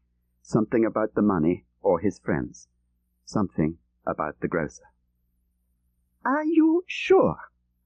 Carden asked, his eyebrows raised above the gold rims of his spectacles. "Yes." "But your neighbor, Elizabeth," Carden objected patiently. "Your neighbor says that men called. 2 men, quite soon after Lemus had been sentenced." "Or were they just lovers, Elizabeth? Casual lovers, like Lemus, who gave you money?" "Alec wasn't a casual lover. Who are they?" She did not reply. Then Carden shouted quite suddenly, and it was the first time he had raised his voice. "Who?" "I don't know. They kept asking me what he had told me. They told me to get in touch with them. How? How get in touch with them?" "He lived in Chelsea. His name was Smiley. George Smiley." Carden had put down his file. A deathly silence had descended on the court. Pointing towards Lemus, Carden said, in a voice more impressive because it was perfectly under control, "Smiley wanted to know whether Lemus had told her too much. Lemus had done the one thing British intelligence had never expected him to do. He had taken a girl and wept on her shoulder." With a little precise bow towards the tribunal, Carden sat down, and as he did so, Lemus rose to his feet, and this time the guards let him alone. London must have gone raving mad. He had told them. That was the joke. He had told them to leave her alone. And now it was clear that from the very moment he left England, before that even, as soon as he went to prison, some bloody fool had gone round tidying up, paying the bills, settling the grocer, the landlord, and above all Liz. It was insane. Fantastic. What were they trying to do? Kill Fiedler? Kill their agent? Sabotage their own operation? Was it just Smiley? Had his wretched little conscience driven him to this? There was only one thing to do. Get Liz and Fiedler out of it and carry the can. He was probably written off anyway. If he could save Fiedler's skin, if he could do that, perhaps there was a chance that Liz would get away. How the hell did they know so much? He was sure, he was absolutely sure he hadn't been followed to Smiley's house that afternoon. And the money. How did they pick up the story about him stealing money from the circus? That was designed for internal consumption only. Then how? For God's sake, how? Bewildered, angry and bitterly ashamed, he walked slowly up the gangway, stiffly, like a man going to the scaffold. "All right, Carden." His face was white and hard as stone. "No, Alec, don't tell them," Liz said, her voice rising. "Whatever it is, don't tell them just because of me. I don't mind anymore, Alec. I promise I don't." "Shut up, Liz. It's too late now." His eyes turned to the President. "She knows nothing at all. Get her out of here and send her home. I'll tell you the rest." The President glanced briefly at the men on either side of her. She deliberated, then said, "She can leave the court, but she cannot go home until the hearing is finished. Then we shall see." "She knows nothing, I tell you. Carden's right, don't you see? It was an operation, a planned operation. How could she know that? She's just a frustrated little girl from a crackpot library. She's no good to you." Suddenly Liz began to sob uncontrollably. The wardress put an arm round her shoulder, more for support than comfort, and led her from the room. The guard closed the door. The sound of her crying faded gradually to nothing. "There isn't much to say. Carden's right. It was a put-up job. When we lost Carl Remek, we lost our only decent agent in the zone. All the rest had gone already. We couldn't understand it. Munt seemed to pick them up almost before we'd recruited them. I came back to London and saw Control. Peter Gwilym was there and George Smiley. They dreamed up this idea. Set a man to trap himself, that's what Control said. Go through the motions, see if they bite. Then we worked it out, backwards, so to speak. Inductive, Smiley called it. If Munt were our agent, how would we have paid him? How would the files look, and so on? You can imagine the rest. The pretense of going to pieces, drink, money troubles. It all hung together. From then on, he added with contempt, you dug your own graves. Your grave, said Munt quietly. He was looking thoughtfully at Lemus with his pale, pale eyes, and perhaps Comrade Fiedler's. You can hardly blame Fiedler. He happened to be the man on the spot. He's not the only man in the Abteilung who'd willingly hang you, Munt. We shall hang you anyway, said Munt reassuringly. You murdered a guard, you tried to murder me. Lemus smiled dryly. All cats are alike in the dark, Munt. Smiley always said it could go wrong. He said it might start a reaction we couldn't stop. Smiley was right. We couldn't stop the reaction. We never expected you to bring me here. Holland, yes, but not here. He fell silent for a moment, then continued. And I never thought you'd bring the girl. I've been a bloody fool. But Munt hasn't, Fiedler put in quickly. Munt knew what to look for. He even knew the girl could provide the proof. Very clever of Munt. I must say, he even knew that lease. That lease, he knew about it. Amazing, really. I mean, how could I have found out? She didn't tell anyone. I know that girl. I understand her. She wouldn't tell anyone. He glanced towards Munt. Perhaps Munt can tell us how he knew. Munt hesitated a second too long, Lemus thought. It was her subscription. A month ago she increased her party contribution by 10 shillings a month. I heard about it, so I tried to establish how she could afford it. I succeeded. A masterly explanation, Fiedler replied coolly. I think, said the President, glancing at her two colleagues, that the Tribunal is now in a position to make its report to the Presidium. That is, she added, turning her small, cruel eyes on Fiedler, unless you have anything more to say. Fiedler shook his head. Something still seemed to amuse him. In that case, my colleagues are agreed that Comrade Fiedler should be relieved of his duties until the disciplinary committee of the Presidium has considered his position. Lemus is already under arrest. I would remind you that the Tribunal has no executive powers. The People's Prosecutor, in collaboration with Comrade Munt, will no doubt consider what action is to be taken against a British agent provocateur and murderer. She glanced past Lemus at Munt, but Munt was looking at Fiedler with the dispassionate regard of a hangman measuring his subject for the rope. And suddenly, with the terrible clarity of a man too long deceived, Lemus understood the whole ghastly trick. Liz stood at the window, her back to the wardress, and stared blankly into the tiny yard outside. She supposed the prisoners took their exercise there. She was in somebody's office. She felt sick and terribly tired, physically tired. Her legs ached, her face felt stiff and raw from weeping. She turned to the woman. "What has Lemus done?"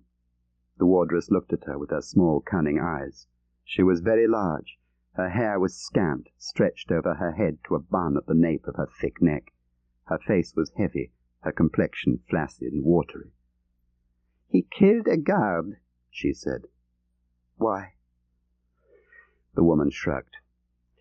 "As for the Jew, he made an accusation against a loyal comrade. Comrade Mund knows what to do with Jews."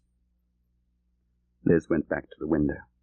In the confusion of her mind, in the turmoil of shame and grief and fear, there predominated the appalling memory of Lemus, as she had last seen him in the courtroom, sitting stiffly in his chair, his eyes averted from her own. She had failed him, and he dared not look at her before he died, would not let her see the contempt, the fear perhaps, that was written on his face. She turned to the woman again and asked, "Why are we waiting here?" "For instructions," the wardress replied. "They are deciding whether you must stay." "Stay?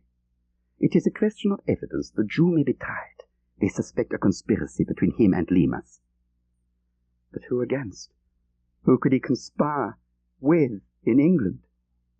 He's not in the party." The telephone rang. The woman lifted the receiver and listened. After a moment she glanced at Liz. "Yes, comrade, at once," she said, and put down the receiver. "You are to stay. It is the wish of Comrade Mund." "Who is Mund?" The woman looked cunning. "It is the wish of the Presidium." "I don't want to stay. The party knows more about us than we know ourselves. You must stay here. It is the party's wish." "Who is Mund?" Liz asked again. But still she did not reply. Slowly Liz followed her along endless corridors, through grilles manned by sentries, past iron doors from which no sound came, down endless stairs, across whole courtyards far beneath the ground, until she thought she had descended to the bowels of hell itself, and no one would ever tell her when Lemus was dead. Liz had no idea what time it was when she heard the footstep in the corridor outside her cell. The door was opened abruptly. She saw the silhouette of a heavily built man. "My name is Mund. Come with me at once." His voice was contemptuous yet subdued, as if he were not anxious to be overheard. Liz was suddenly terrified. "Hurry, you fool!" Mund had stepped forward and seized her wrist. "Hurry!" She let herself be drawn into the corridor. Bewildered, she watched Mund quietly relock the door of her cell. Roughly he took her arm and forced her quickly along, half running, half walking.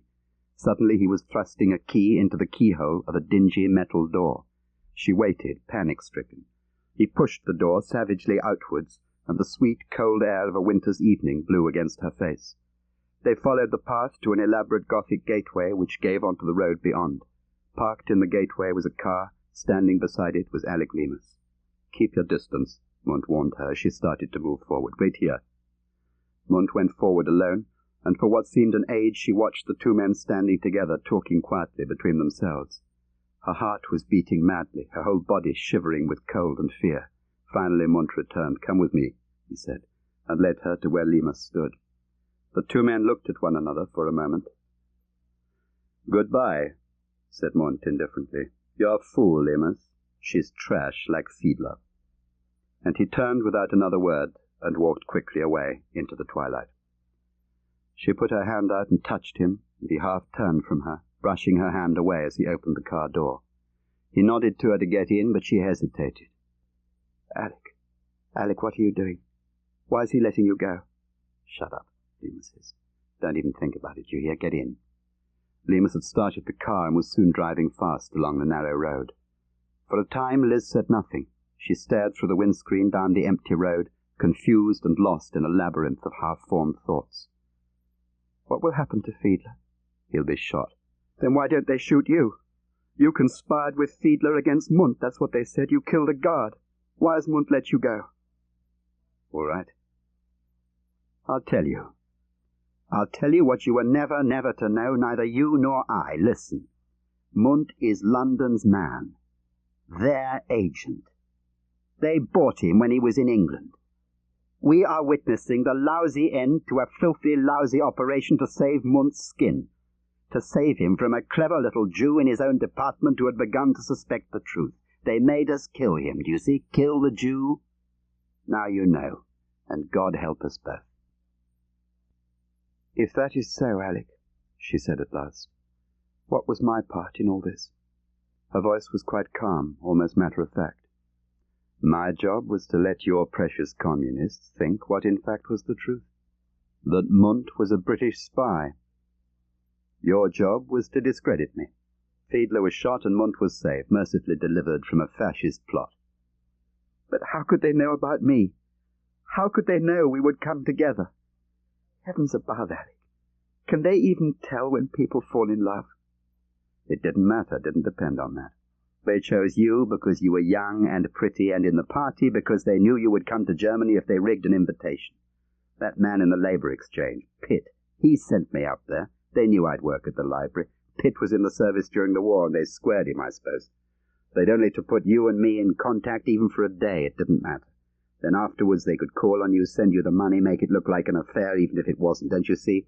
Make it look like an infatuation, perhaps. The only material point was that after bringing us together, they should send you money as if it came at my request. As it was, we made it very easy for them. Yes, we did. And then she added, I feel dirty, Eric, as if I'd been put out to stud. They let me love you, and you let me believe in you and love you. They used us. They cheated us both because it was necessary. It was the only way. Fiedler was bloody nearly home already, don't you see? Munt would have been caught. Can't you understand that? How can you turn the world upside down? Liz shouted suddenly. Fiedler was only doing his job, and now you've killed him. Munt is a spy and a traitor, and you protect him. Munt is a Nazi. Do you know that? He hates Jews. What side are you on? How can you? There's only one law in this game. Munt is their man. He gives them what they need. That's easy enough to understand, isn't it? Leninism, the expediency of temporary alliances. What do you think spies are? Priests, saints, martyrs.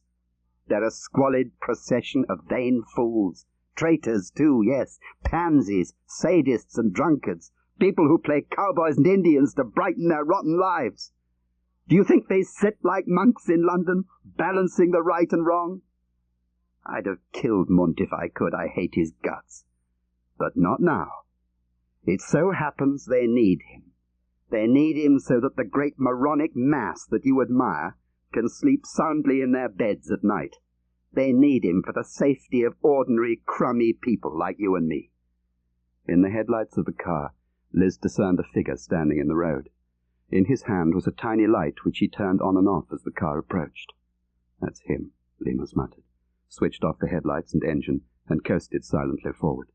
As they drew up, Lemus leaned back and opened the rear door. Liz did not turn round to look at him as he got in. She was staring stiffly forward, down the street at the falling rain. 30 Stundenkilometer vorfahren, the man said. His voice was taut and frightened. I'll tell you the way. When we reach the place, you must get out and run to the wall. The searchlight will be shining at the point where you must climb. Stand in the beam of the searchlight. When the beam moves away, begin to climb. You will have 90 seconds to get over. You go first, he said to Lemus. And the girl follows. There are iron rungs in the lower part. After that, you must pull yourself up as best you can. You will have to sit on top and pull the girl up. Do you understand? We understand. How long have we got? They can give you 90 seconds, not more. What happens after 90 seconds? They can only give you 90 seconds. Lemus pulled the starter. With a noise that seemed to fill the street, the car moved slowly forward. They reached the place and saw a brief stretch of wall, grey-brown in the weary arc-light. Along the top ran a triple strand of barbed wire. How will the girl get over the wire? It is already cut where you climb. There is a small gap. You have 1 minute to reach the wall. Goodbye. They got out of the car. Lemus took Liz by the arm, and she started from him as if he had hurt her. They walked quickly, Lemus glancing over his shoulder from time to time to make sure she was following. As he reached the end of the alley, he stopped and drew into the shadow of a doorway. Liz was staring straight ahead towards the wall and the black ruins rising behind it. Before them was a strip of 30 yards. It followed the wall in both directions. Perhaps 70 yards to their right was a watchtower. The beam of its searchlight played along the strip. The thin rain hung in the air, so that the light from the arc lamps was sallow and chalky, screening the world beyond. There was no one to be seen, not a sound. An empty stage. The watchtower's searchlight began feeling its way along the wall towards them, hesitant. Each time it rested, they could see the separate bricks and the careless lines of mortar hastily put on. As they watched, the beam stopped immediately in front of them. Lemus looked at his watch. "Ready?" She nodded. Taking her arm, he began walking deliberately across the strip. Liz wanted to run, but he held her so tightly she couldn't. They were halfway towards the wall now, the brilliant semicircle of light drawing them forward, the beam directly above them. Lemus was determined to keep Liz very close to him, as if he were afraid that Munt would not keep his word and somehow snatch her away at the last moment. They were almost at the wall when the beam darted to the north, leaving them momentarily in total darkness. Still holding Liz's arm, Lemus guided her forward blindly, his left hand reaching ahead of him until suddenly he felt the coarse, sharp contact of the cinder brick. Now he could discern the wall, and looking upwards the triple strand of wire and the cruel hooks which held it. Metal wedges, like climbers' pythons, had been driven into the brick.